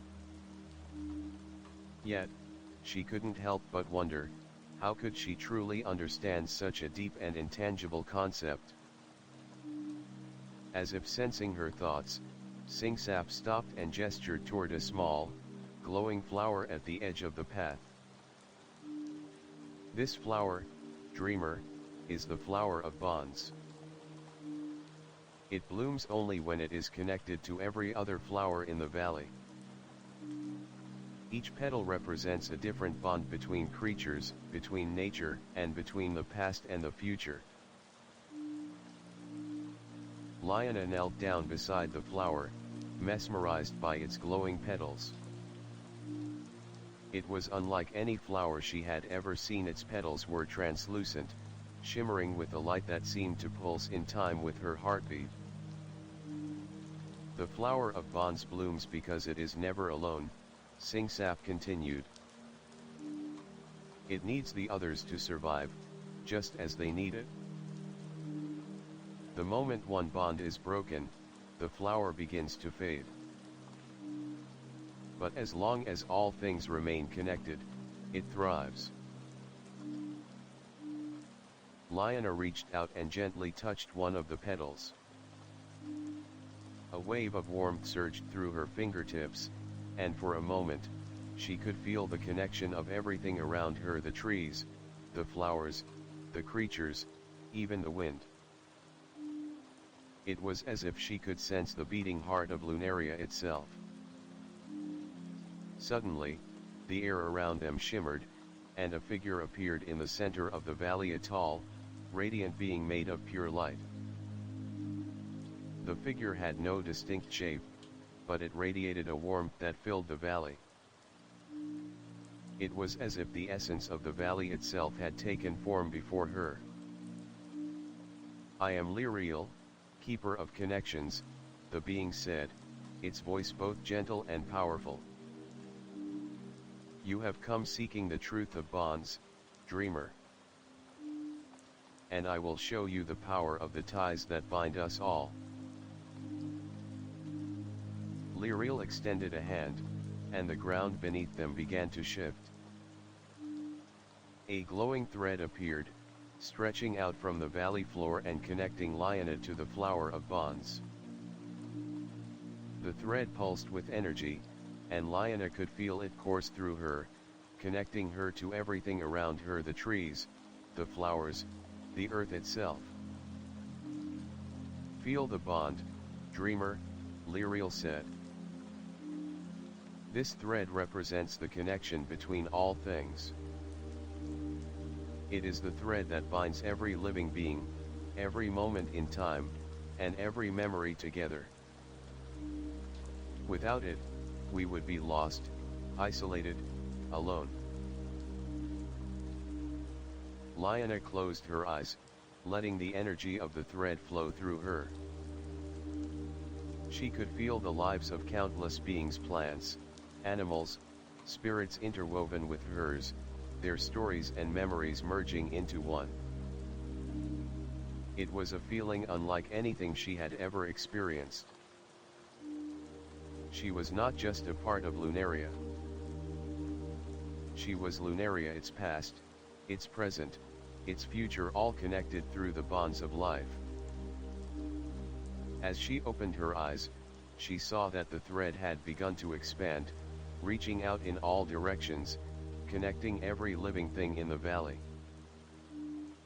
The entire landscape seemed to glow with the energy of these bonds, each thread pulsating with life.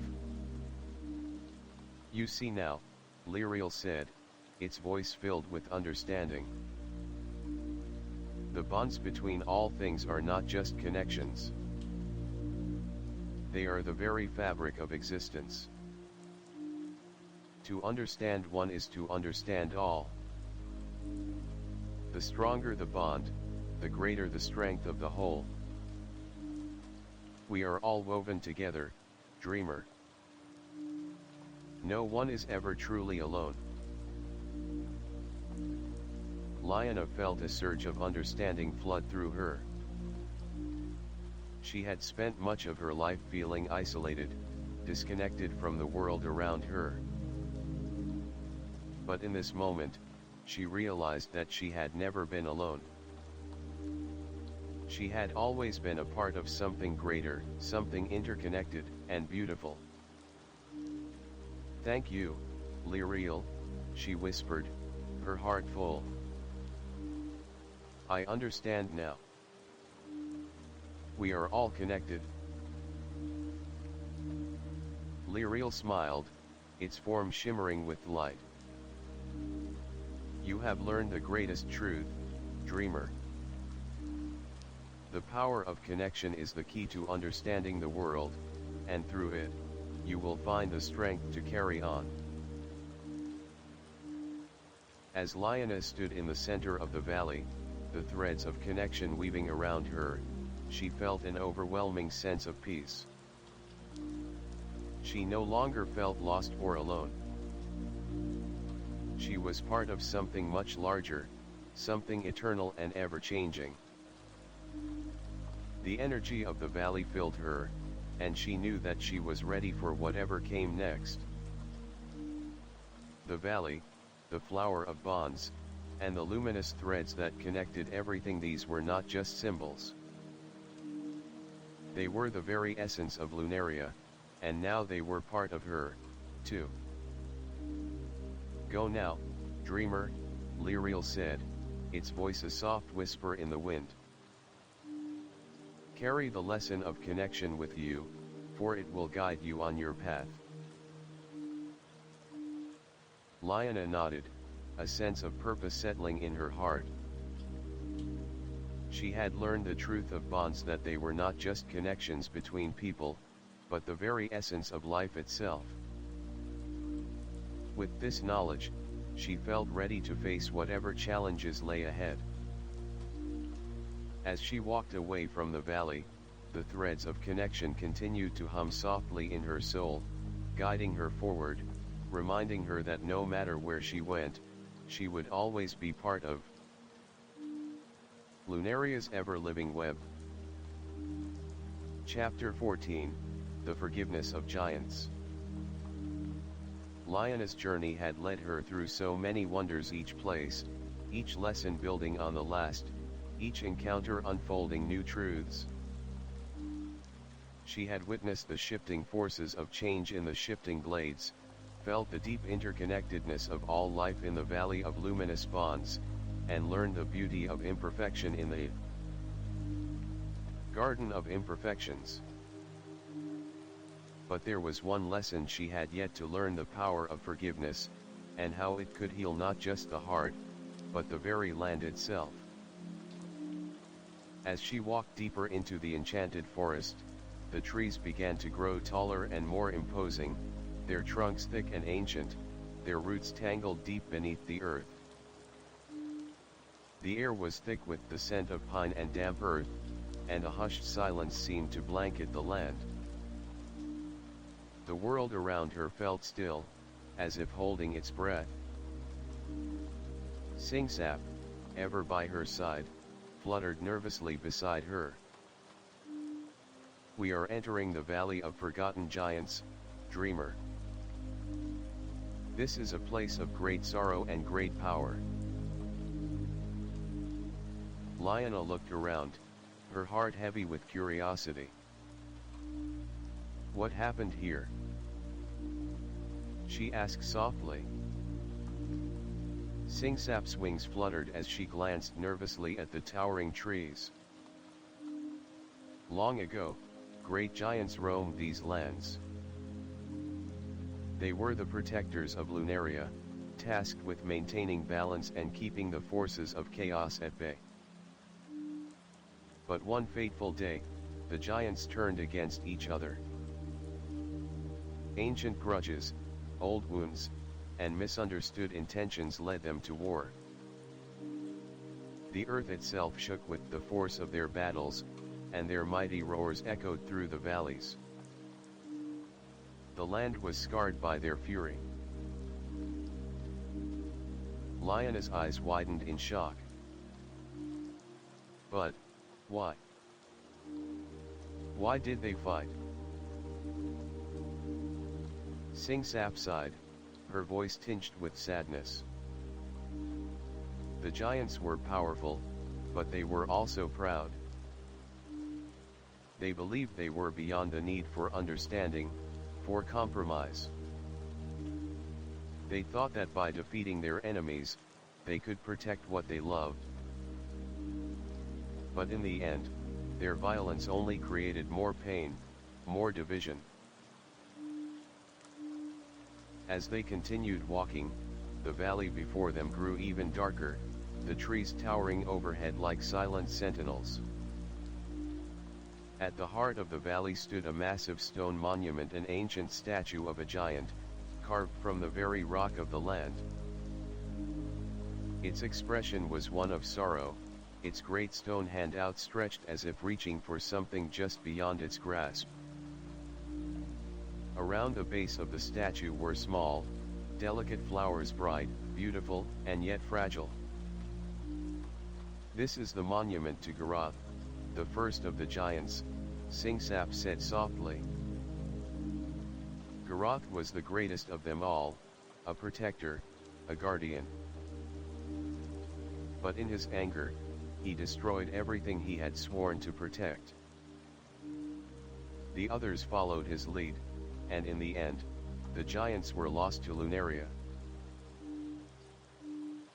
Lyanna approached the monument, her heart heavy with the weight of the story. She placed a hand on the cold stone, feeling the rough texture beneath her fingers. She closed her eyes, letting the silence of the valley fill her senses. And then, as if on cue, the air shifted. A low, mournful sound echoed through the valley, like the distant cry of a lost soul. Lyanna stepped back, startled, as a figure emerged from the shadows of the trees. It was a giant, but unlike the statues or the monstrous figures she had imagined. This giant was worn, his body a patchwork of stone and flesh, his eyes filled with ancient grief. His form was not entirely solid, but flickered and shifted, as if he were a memory, a shadow of his former self. "I am Garath," the giant said, his voice deep and sorrowful. "And I am the last of the giants. I have wandered this valley for eons, burdened by the weight of my sins. My pride, my anger. I destroyed everything. I tore apart the very fabric of Lunaria, and I am the one who killed my brothers and sisters. I am the reason the giants no longer walk this land." Lyanna felt a pang of sadness deep within her chest as she looked up at the giant. His voice, full of regret, echoed in her heart. "Why are you still here, Garath?" she asked softly. "What can you do now, after everything that has happened?" Garath's eyes, though filled with sorrow, glimmered with a faint light. "I am here, dreamer, because I have nowhere else to go. I am trapped in the memory of my mistakes. I cannot move forward until I am forgiven, but I do not know how." Lyanna stood in silence for a long moment, feeling the weight of the giant's sorrow. She knew that forgiveness was not always easy, especially when the wrongs were so great, so destructive. But she also knew that forgiveness was the key to healing, not just for Garath, but for the land itself. "I forgive you, Garath," Lyanna said softly, her voice steady but full of compassion. "I forgive you, not because what happened was right, but because I understand the pain that has caused you to carry this burden for so long." The valley seemed to hold its breath, the air thick with emotion. Garath's massive form flickered, as if the weight of Lyanna's words was breaking through the barrier of sorrow that had kept him bound to this place. "You forgive me?" Garath asked, his voice shaking with disbelief. "After everything I've done, you forgive me?" Lyanna nodded. "Yes. I forgive you. But forgiveness doesn't mean that everything is fixed. It means that we are willing to let go of the past, to stop allowing it to control us. You don't have to carry this pain forever, Garath. The land doesn't have to carry it, either." There was a long, heavy pause as the giant stood still, the weight of Lyanna's words settling deep within him. Then, slowly, his form began to shift, his stone body softening, the cracks in his flesh healing. The great monument to Garath began to glow, its energy shifting, as if the very land itself was responding to Lyanna's forgiveness. For the first time in centuries, Garath's eyes brightened with a flicker of hope. "Thank you, dreamer. You have given me a gift I never thought I would receive, the chance to heal. Perhaps now, the giants may rest in peace." As Garath's form faded into the mists, Lyanna felt a deep sense of peace settle over the valley. The flowers around the monument seemed to bloom brighter, their petals opening wide to embrace the light. Singsap fluttered beside her, her wings glowing softly in the light. "You did it, dreamer. You healed a broken soul, and in doing so, you healed the land itself."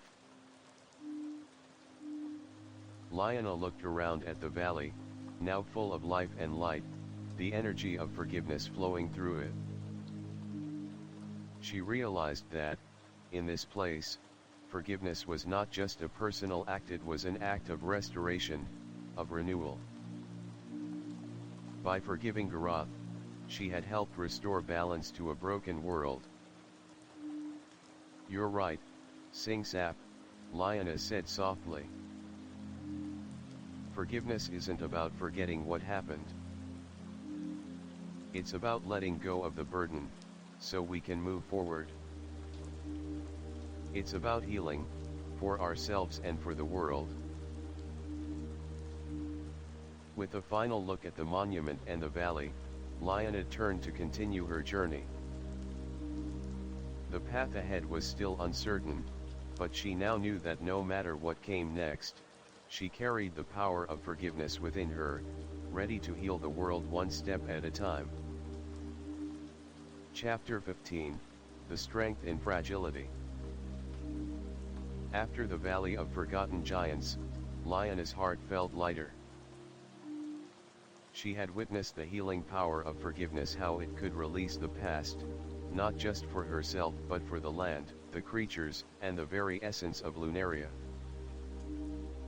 But even as she walked forward, she knew that the journey was far from over. There were still lessons to be learned, still truths to be discovered. Singsap fluttered at her side, her usual energy and brightness now tempered by a subtle, thoughtful quietness. "Dreamer, we're almost there. You have learned much, but there is one final lesson to learn, one that will shape the rest of your journey." Lyanna raised an eyebrow. "Another lesson?" Singsap nodded. "Yes, dreamer. The lesson of strength, not the strength that comes from force, but the strength that comes from fragility.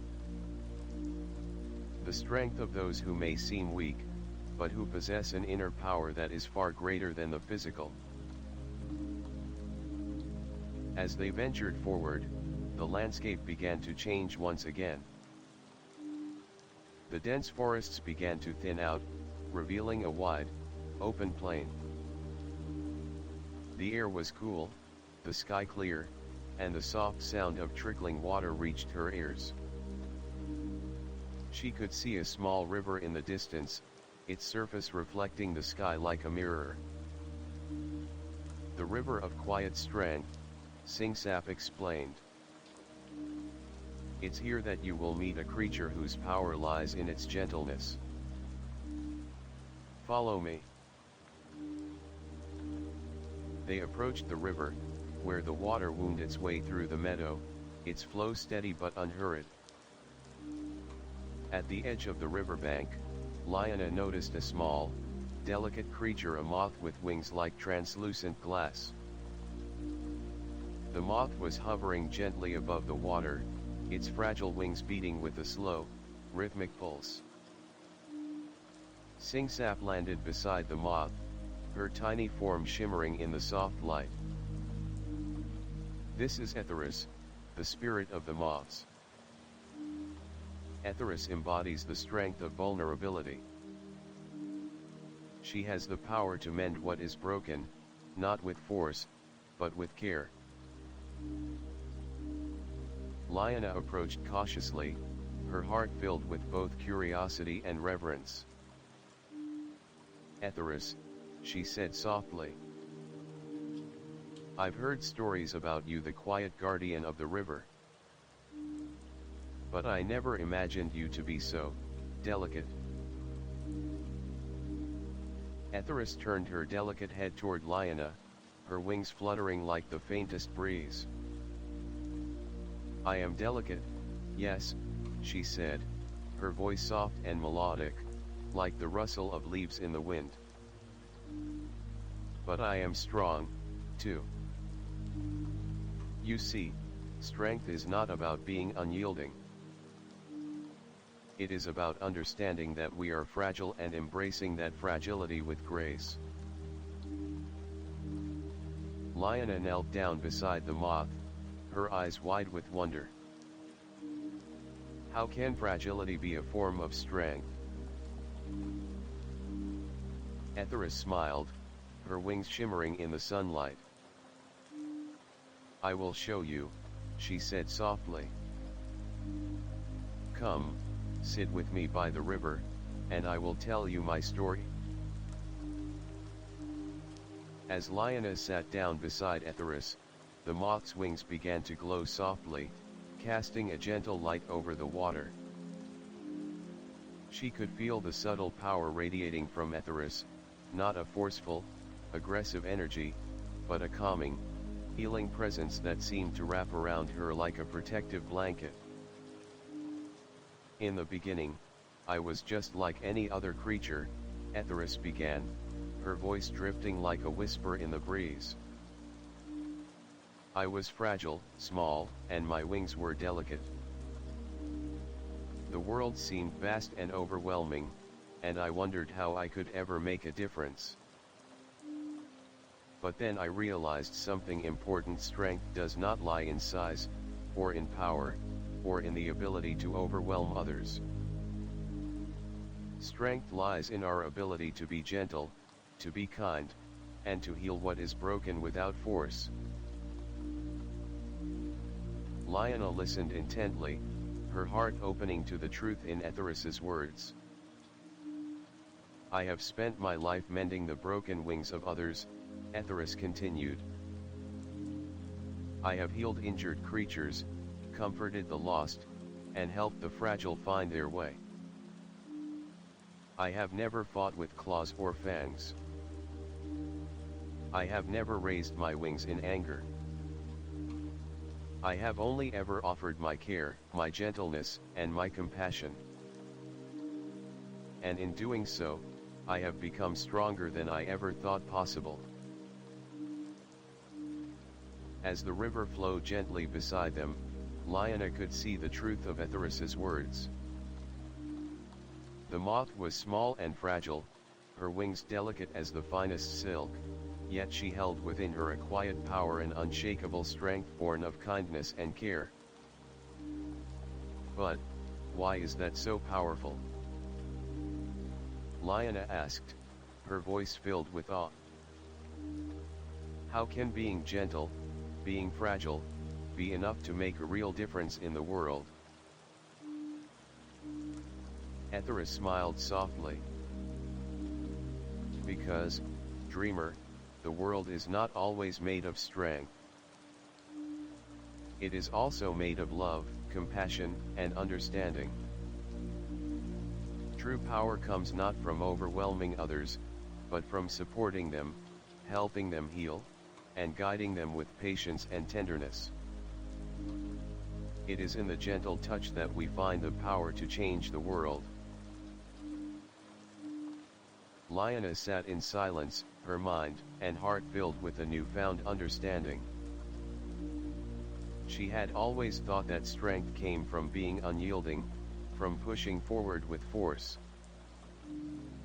But now she realized that true strength, the strength that could heal, that could change lives, came from the ability to be gentle, to offer kindness even when the world seemed harsh.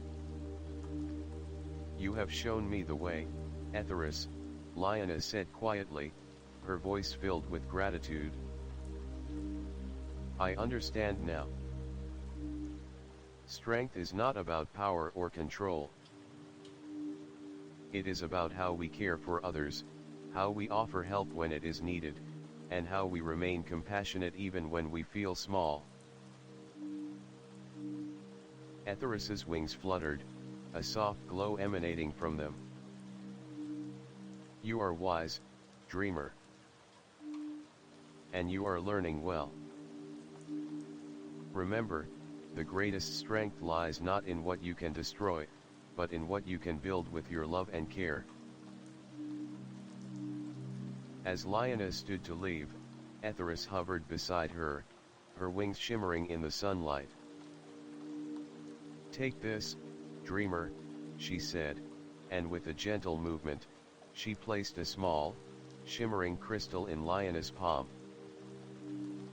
This is the crystal of gentle strength. Carry it with you, and remember that the greatest power you will ever possess is the ability to be gentle with yourself and others. Lioness held the crystal close to her heart, feeling its warmth and softness radiate through her. Thank you, Etheris. I will carry your lesson with me always. As she turned to leave the riverbank, Lioness felt a sense of peace and strength growing within her. The lessons of fragility and gentleness had opened her heart in ways she had never imagined. She no longer feared her own weaknesses, nor did she feel the need to be strong in the traditional sense. She had discovered the quiet power of kindness, and she knew that it was a strength greater than any she had ever known. With the crystal of gentle strength in her hand, Lioness continued on her journey, ready to face whatever challenges lay ahead, knowing that her true power lay in her ability to heal, to love, and to embrace her own vulnerability. Chapter 16, The Spirit of Renewal. Lioness had walked through the many realms of Lunaria, each one teaching her invaluable lessons about the world around her and the power of inner growth. From the shifting glades to the Garden of Imperfections, from the Valley of the Ancestors to the River of Quiet Strength, she had seen the world in many forms and learned from each. Yet, one truth still eluded her: the power of renewal, the ability to transform, to restore, and to begin again, even in the face of seemingly insurmountable challenges. Singsap, as always, fluttered by her side, her wings sparkling with energy. Dreamer, we are about to enter the cavern of rebirth. This is the place where you will learn the most important lesson of all. Lioness raised an eyebrow, curiosity flickering in her chest. What lesson is that, Singsap? Singsap's wings hummed in a soft rhythm as she hovered close to Lioness' ear. The lesson of renewal. In this cavern, you will learn how the world, and all of its inhabitants, can always begin again. No matter how broken or lost, everything has the power to renew itself, to start fresh, and to find new purpose. As they entered the cavern, the temperature seemed to drop, and a quiet calm filled the air. The cavern itself was vast and magnificent. Its walls were lined with glistening crystals that emitted a soft, ethereal glow. The ground beneath them was smooth, covered in a blanket of moss that seemed to pulse with a life of its own. "This place," Singsap whispered, "is where life is renewed.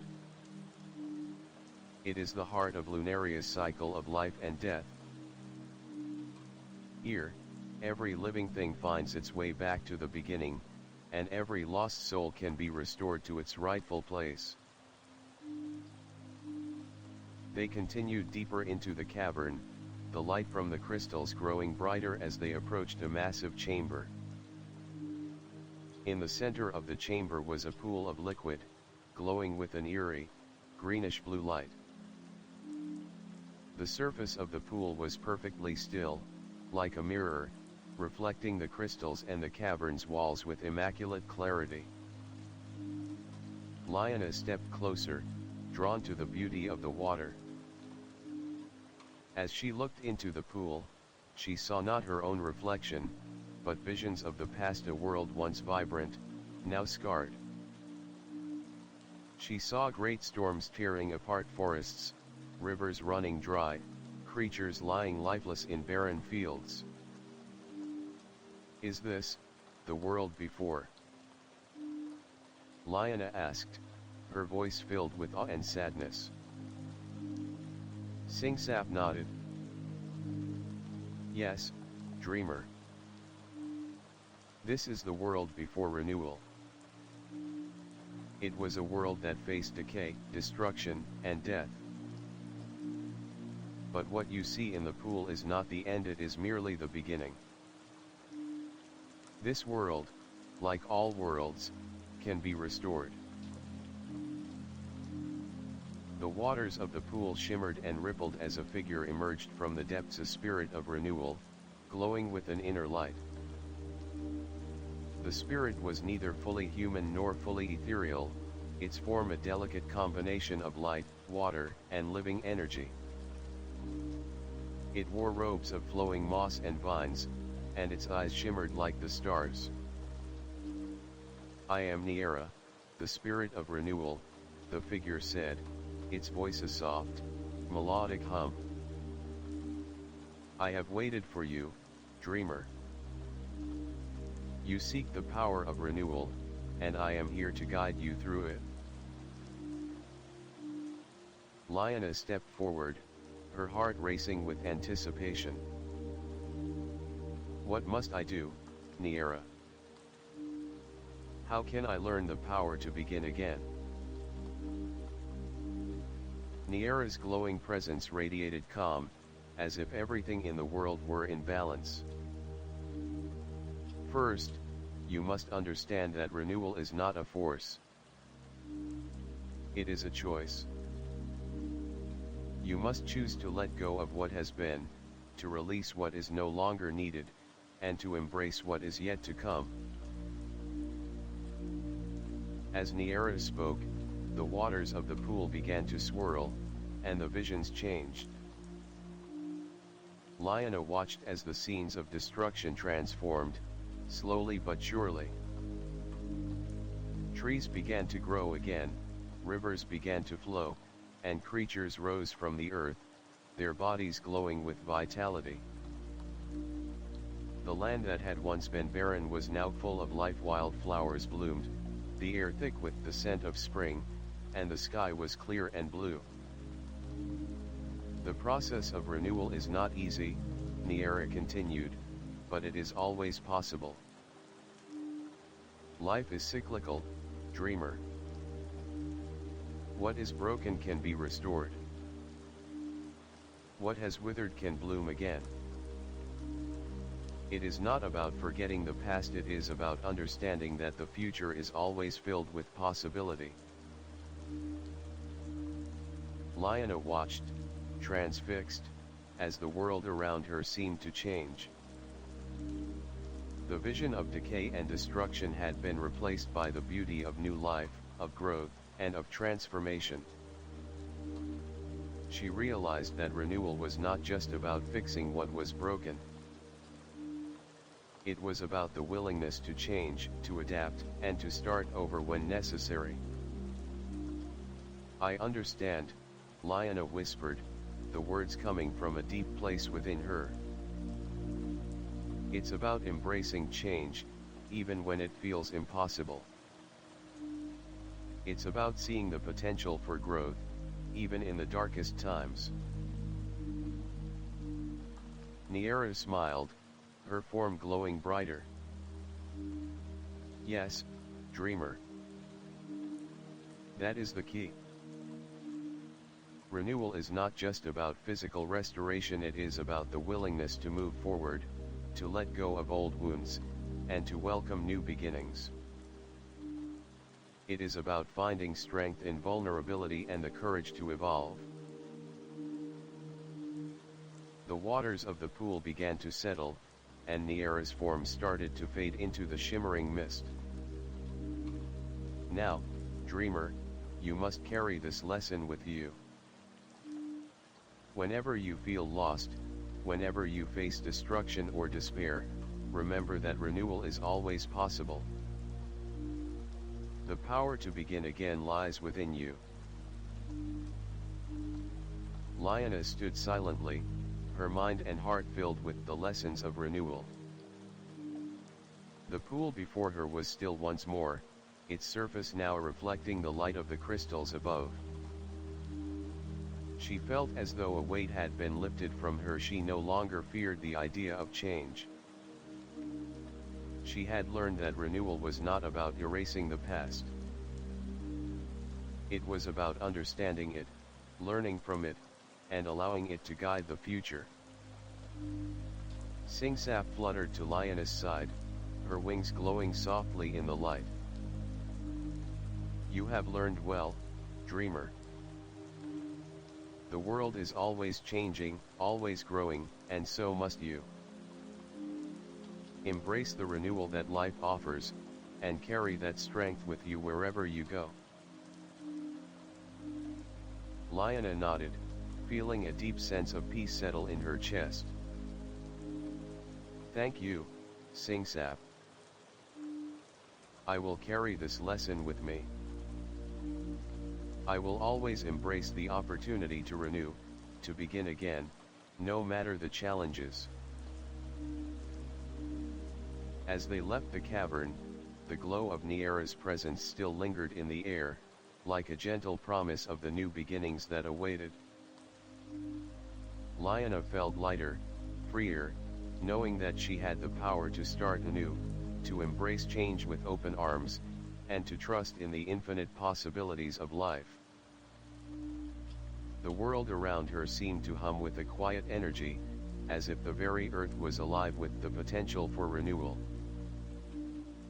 And in that moment, Lyanna knew that her journey was far from over. There were still many lessons to be learned, many paths to walk, and many lives to touch. Chapter 17, The Forgiveness of Self. Lyanna's journey through Lunaria had been filled with profound lessons, each one shaping her understanding of the world, of others, and of herself. She had learned the power of forgiveness, the strength of gentleness, and the beauty of renewal. But as she walked deeper into the heart of Lunaria, she felt a growing weight on her shoulders, a burden she had yet to fully confront. Self-forgiveness. It was a lesson that had lingered in the background of her thoughts for some time, but one that she had been avoiding. The more she experienced the healing power of forgiveness in others, the more she realized that the one person she had not forgiven was herself. Singsap, ever by her side, noticed the shift in Lyanna's demeanor. The little bluebell hovered near her, her wings dimming slightly in the soft light. "Dreamer," Singsap said gently. I know what weighs on you. You have learned so much, but there is still one final truth you must face, the truth of forgiving yourself. Lionna's eyes glistened with unshed tears as she stopped in the midst of a clearing. The trees around her seemed to bend inward, as if listening to the quiet sorrow that hung in the air. I know, Singsap, she said, her voice barely above a whisper. I've seen so much beauty, so much grace in Lunaria. I've witnessed forgiveness in others. But I've never been able to forgive myself. I've made so many mistakes. I've caused harm whether intentional or not, and I can't seem to let go of that guilt. Singsap's wings fluttered gently, a quiet hum filling the space between them. Lionna, she said, her voice filled with kindness. You have given so much of yourself to this world, and yet you still carry the weight of the past. You have shown others compassion, love, and understanding, but you have yet to show those things to yourself. Lionna clenched her fists, her knuckles white, as the guilt from her past seemed to rise like a tide within her. How can I forgive myself? How can I move on when I've hurt others? When I've failed them, failed myself? Singsap hovered closer, her wings soft as a whisper against Lionna's ear.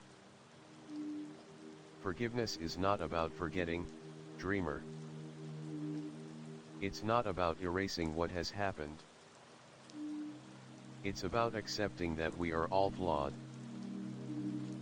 We all make mistakes. But we are also capable of learning, of growing, of choosing to be better. To forgive yourself is to embrace the possibility of change and to let go of the chains that bind you to your past. As if on cue, a figure appeared from the shadows of the trees, tall and luminous, a figure made of light and soft shadows. The figure stepped forward with grace, and Lionna could feel the weight of its presence. It was neither male nor female, but something in between, an embodiment of pure, timeless energy. It was Ethon, the spirit of self-compassion. Lionna, Ethon said, their voice soft and melodic, like the wind through the trees, I have been waiting for you. You have come far, and now you stand at the threshold of your final lesson. It is time to face the truth of your own heart. It is time to forgive yourself. Lionna swallowed hard, her breath catching in her throat. But I don't know how. I don't know if I deserve it. I've hurt people, I've failed, I've made choices I can't take back. How can I forgive myself for that? Ethon extended a hand toward Lionna, and as they did, the air around them shimmered with the warmth of 1,000 suns. Forgiveness is not about absolution, dreamer. It is not about saying that what you did was right. It is about accepting that you are human, that you are imperfect, and that your mistakes do not define who you are. To forgive yourself is to recognize your flaws, but to also acknowledge your capacity for change. The world around Lionna seemed to fade as Ethon's words settled in her heart. She felt the pull of her past, the weight of her actions, the guilt, the shame. But as Ethon spoke, she began to feel something else, something softer, gentler, like the first rays of sunlight after a long storm. It was a feeling of release, of surrender. I don't know if I can, Lyanna whispered, her voice trembling. Ethon smiled, their presence filled with infinite compassion. You can, dreamer. The first step is always the hardest. But once you choose to forgive yourself, you will find the strength to move forward. You will find peace, not in forgetting the past, but in accepting it as part of your journey. Without it, you would not be who you are today. Embrace it, learn from it, and let it go. Lyanna closed her eyes, the weight of the world pressing against her chest. The tears she had held back for so long began to fall, slowly at first, then faster, until they flowed freely down her cheeks. She let the tears wash over her, cleansing her soul, cleansing her heart. She felt the release, the acceptance, the freedom that came with acknowledging her flaws without shame. I forgive you, Lyanna, she whispered to herself, the words trembling in the air. The world around her seemed to shift. The trees, the air, the very ground beneath her feet all felt different, lighter, freer. The mists that had once clung to her heart seemed to lift, replaced by a soft light that filled her with warmth and clarity. Ethon's voice, gentle and comforting, filled the air once more. You are free, dreamer. You have learned the hardest lesson, the lesson of self-compassion. You have given yourself the gift of forgiveness. And with it, you will be able to move forward, to continue your journey without the chains of guilt and regret. Lyanna stood, feeling lighter than she ever had before. The burden of her past was no longer something that held her back. She had learned to let go, to forgive herself, and in doing so, she had unlocked a new strength within her. I am ready, she said softly, her heart full of peace.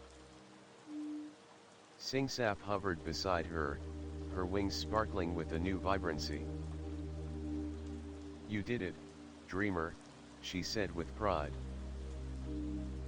You've learned to forgive yourself, and in doing so, you've become stronger than ever. Lyanna smiled, feeling the truth of her words settle deep within her. Thank you, Singsap. I'm ready to continue. I'm ready to embrace the rest of my journey. With newfound peace in her heart, Lyanna continued on her path, no longer weighed down by the guilt of the past. She carried with her the lesson of self-forgiveness, a lesson that would guide her through the rest of her journey and beyond. Chapter 18, The Weight of Leadership. Lyanna had come so far.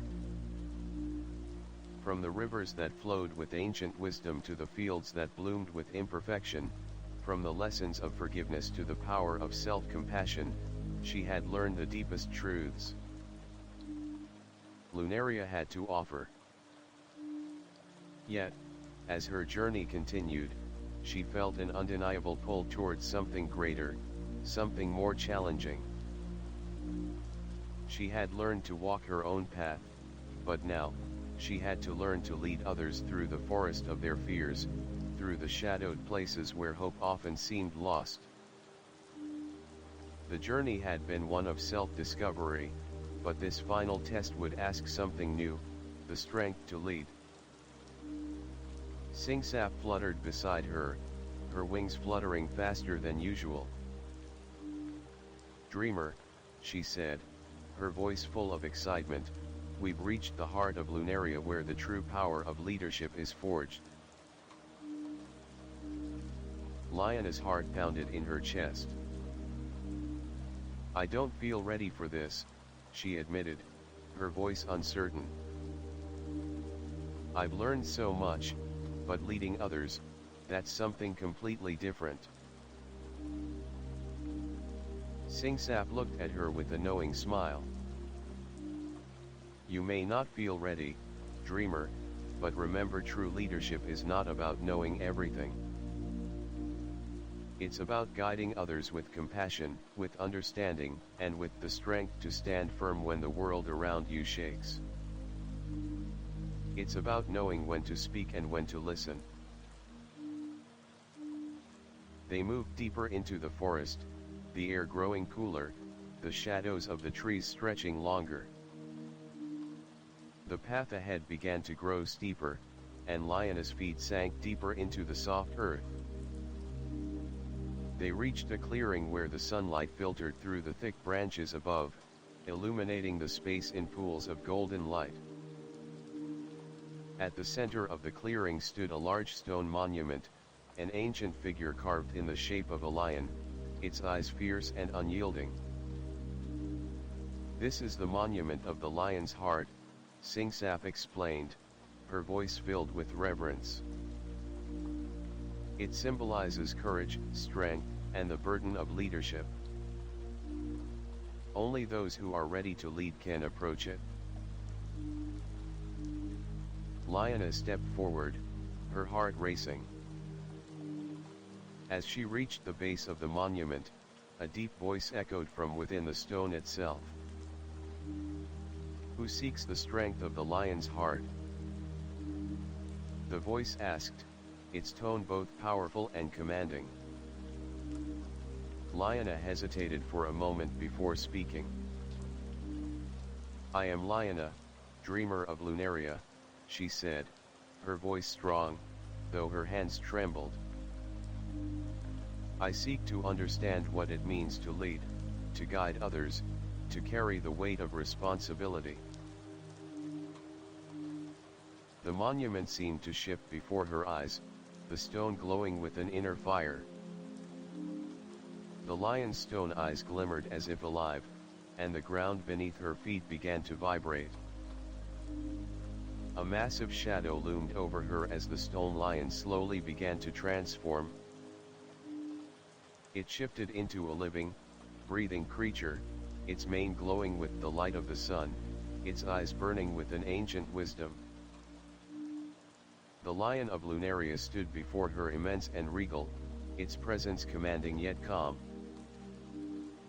I am the lion of Lunaria, the creature said, its voice like the roar of thunder. You seek to lead, dreamer, but to do so, you must understand the weight of responsibility. Leadership is not about power.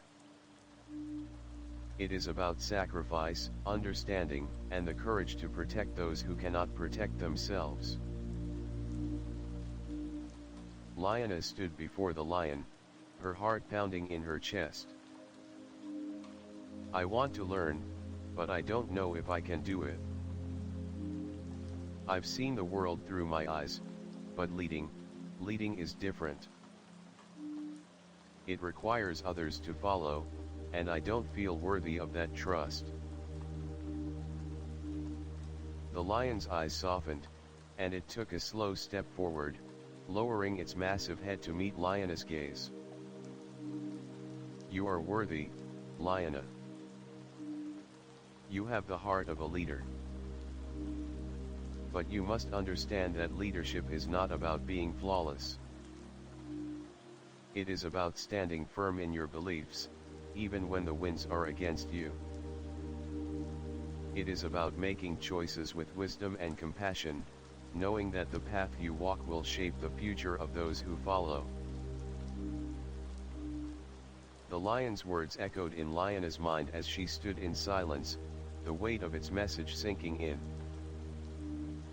Leadership was not about perfection, but about strength in the face of uncertainty, about making difficult decisions with integrity and courage. It was about being strong when others were weak, about offering hope when the world seemed lost. Now, dreamer, the lion continued, its voice still powerful but gentle. You must face the true test of leadership. The trial of the heart. Before Lyanna could react, the ground beneath her feet shifted, and the world seemed to blur. In an instant, she was standing on a cliff, the wind howling around her. Below, she could see a vast dark chasm, an abyss that seemed to stretch on forever. At the other side of the chasm stood a group of people, their faces blurred and indistinct, but their presence undeniable. They were calling out to her, their voices faint but filled with need. You must lead them across the chasm, the lion's voice rang out, but you cannot cross it yourself. You must show them the way, without stepping onto the path yourself. Lyanna's heart clenched as she stared at the chasm. The people on the other side looked up at her, their eyes filled with hope, but also fear. The path was treacherous, the wind strong, the way uncertain. She could feel the weight of their gazes, their trust in her. She had always faced her own path, her own journey. But now, she had to show others the way. She had to be their guide. Singsap hovered beside her, her wings glowing softly. You can do this, dreamer. Remember, leadership is about showing others the way, even when the path is unclear. You don't need to walk it for them. You just need to help them find the courage to walk it themselves. Lyanna closed her eyes, taking a deep breath. She could feel the pulse of Lunaria in the air around her, the rhythm of the land, the heartbeat of the world. She could hear the whispers of the spirits she had encountered along the way, the wisdom of the shifting glades, the courage of the flower of bonds, the strength of self-compassion. It all came together, and for the first time, she understood what it meant to lead. Opening her eyes, Lyanna stepped forward, her voice ringing out with certainty. Trust in yourselves, she called to the people on the other side. The path is treacherous, but together, we can find the way. You do not walk alone. Follow my voice, and you will find your way across. As she spoke, the chasm before her began to shift. The winds died down, and the path to the other side became clearer. The people began to move, cautiously at first, but with increasing confidence as they heard Lyanna's voice guiding them, steady and sure. The ground beneath her feet trembled, and the air shifted. Lyanna stood at the edge of the cliff, watching as the people crossed the chasm, one by one, their faces filled with hope. She had led them, not by walking the path for them, but by giving them the strength to walk it themselves. As the last of the people crossed, the chasm closed behind them, and the lion's voice spoke once more. You have done it, dreamer. You have shown the true power of leadership. Not in force, but in compassion. Not in control, but in trust. You have led with your heart. Lyanna stood there, her heart full of pride and humility. She had faced the test of leadership, and though the path had not been easy, she had discovered the true strength of a leader, the strength to guide others with love, understanding, and unwavering trust. With a final nod from the lion, Lyanna turned and continued her journey, knowing that she was ready to lead, not just others, but herself as well. Her heart was strong, her spirit was steadfast, and the path ahead, though uncertain, was one she was now ready to walk with those who would follow. Chapter 19, The Truth Within. Lyanna had traveled far, seen much, and learned more than she had ever dreamed possible. From the ancient wisdom of the forest of eternal cycles to the profound understanding of self-forgiveness and the strength of compassionate leadership, her journey had been one of constant growth. But now, as she moved deeper into Lunaria's heart, she felt a stirring inside her, a feeling that something remained just out of reach, something she had yet to understand about herself. It was the last lesson she had yet to fully grasp, the truth within. Singsap fluttered by her side, her wings glowing softly in the twilight. "Dreamer, you have come so far," she said, her voice filled with both pride and anticipation. "But there is still one final truth you must discover, the truth within yourself. It is time to look inward, to face your greatest fear, the fear of who you truly are." Lyanna paused, her heart skipping a beat. "I don't know if I'm ready for that." Singsap smiled gently. "You have always been ready, dreamer. The truth is not something to be feared, but something to be embraced. Only by facing it can you truly find the peace you seek." As they continued their journey, the land around them shifted. The soft, golden light of Lunaria dimmed, replaced by the deep, serene blue of twilight. The air felt heavier now, as if it carried the weight of ages. The ground beneath them softened, and Lyanna felt the familiar pull of the earth beneath her feet, guiding her towards something unknown. They reached a valley unlike any she had seen before. It was a quiet place, filled with towering cliffs and cascading waterfalls that fell into still pools below.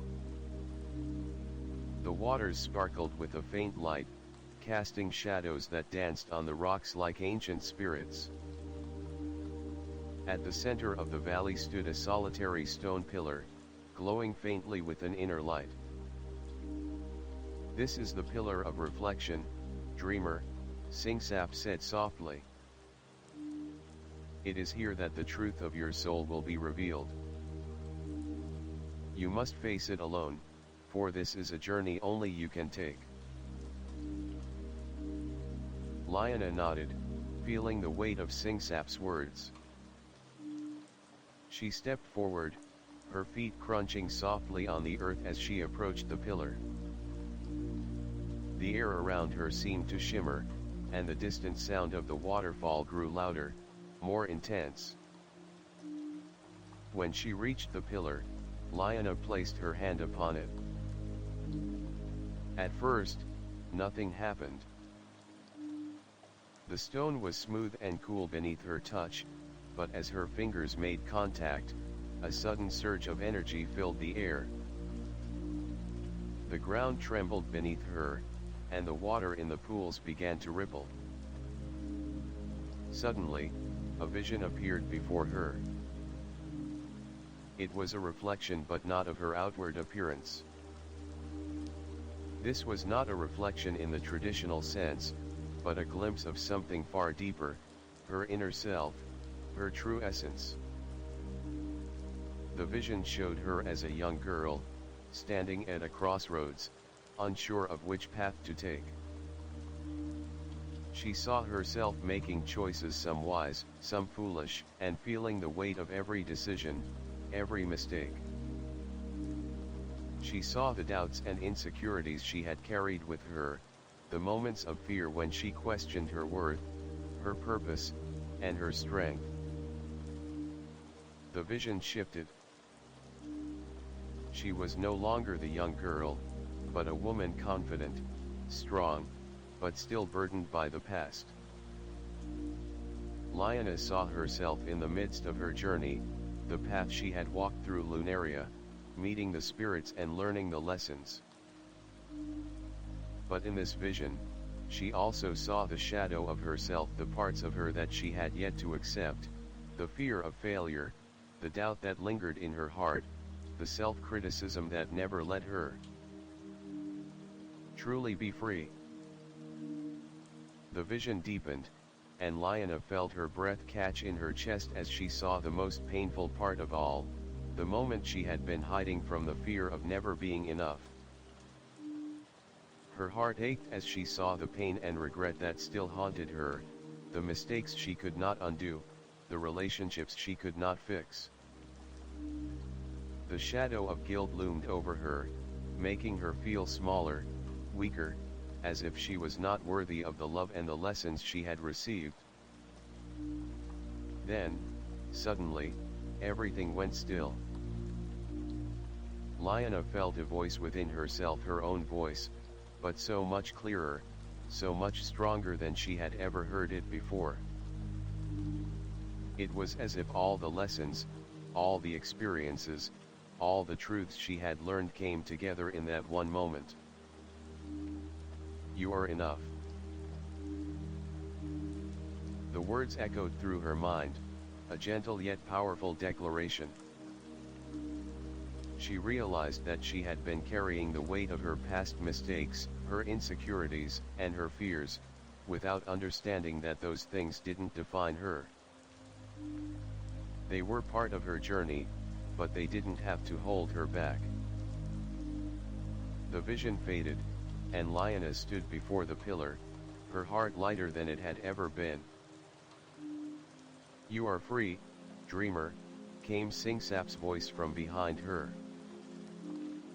The truth within you is clear now. You are enough.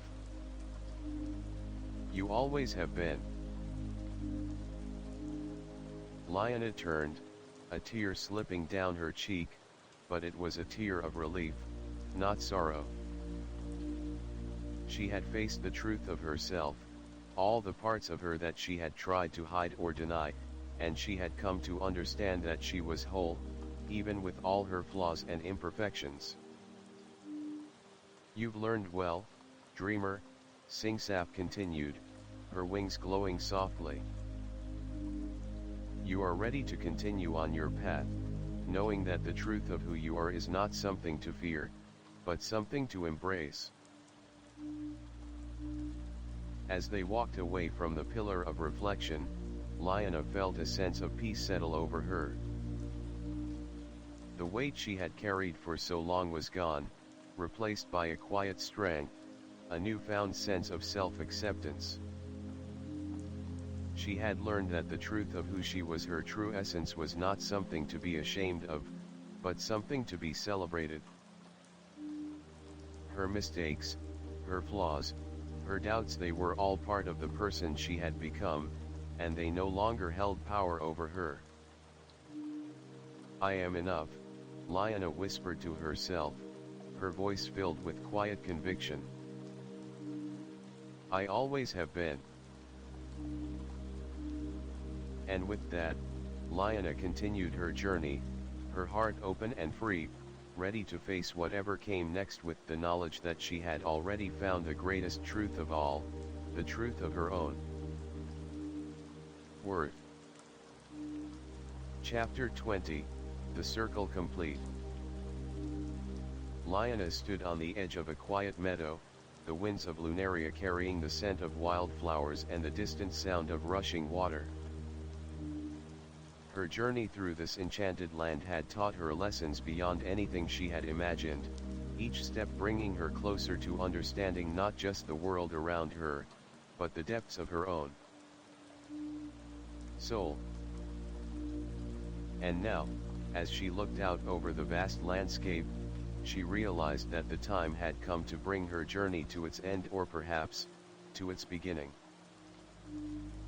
The sun dipped low in the sky, casting a golden glow across the meadow. The air was cool but not cold, and for the first time in a long while, Lyanna felt a deep sense of peace settle in her heart. She had faced many trials, each one pushing her to grow, to change, to embrace the lessons Lunaria had to offer. But through it all, she had learned one thing above all else: the journey is never truly over. Singsap, always by her side, fluttered around her, her wings shining with the soft light of the setting sun.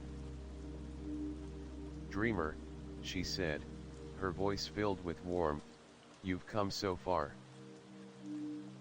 You've learned to forgive, to lead, to renew, and to accept your true self. But there is one last thing to understand: your journey doesn't end here. It only transforms." Lyanna smiled, her heart full. "I know, Singsap. I've learned that every ending is simply the beginning of something new. But I also realized that the journey wasn't just for me. I've gathered so much wisdom, so much strength, I feel ready to share it, to help others as I was helped." Singsap nodded, her wings fluttering in approval. "That's the heart of it, dreamer. You've learned not just for yourself, but to pass on the wisdom you've gained. Lunaria has shaped you, but now it is time for you to help shape others. The true power of knowledge comes from sharing it, from leading others with the light you've found within yourself." Lyanna turned to look out across the meadow, her gaze resting on the distant mountains where the last light of the sun touched the peaks.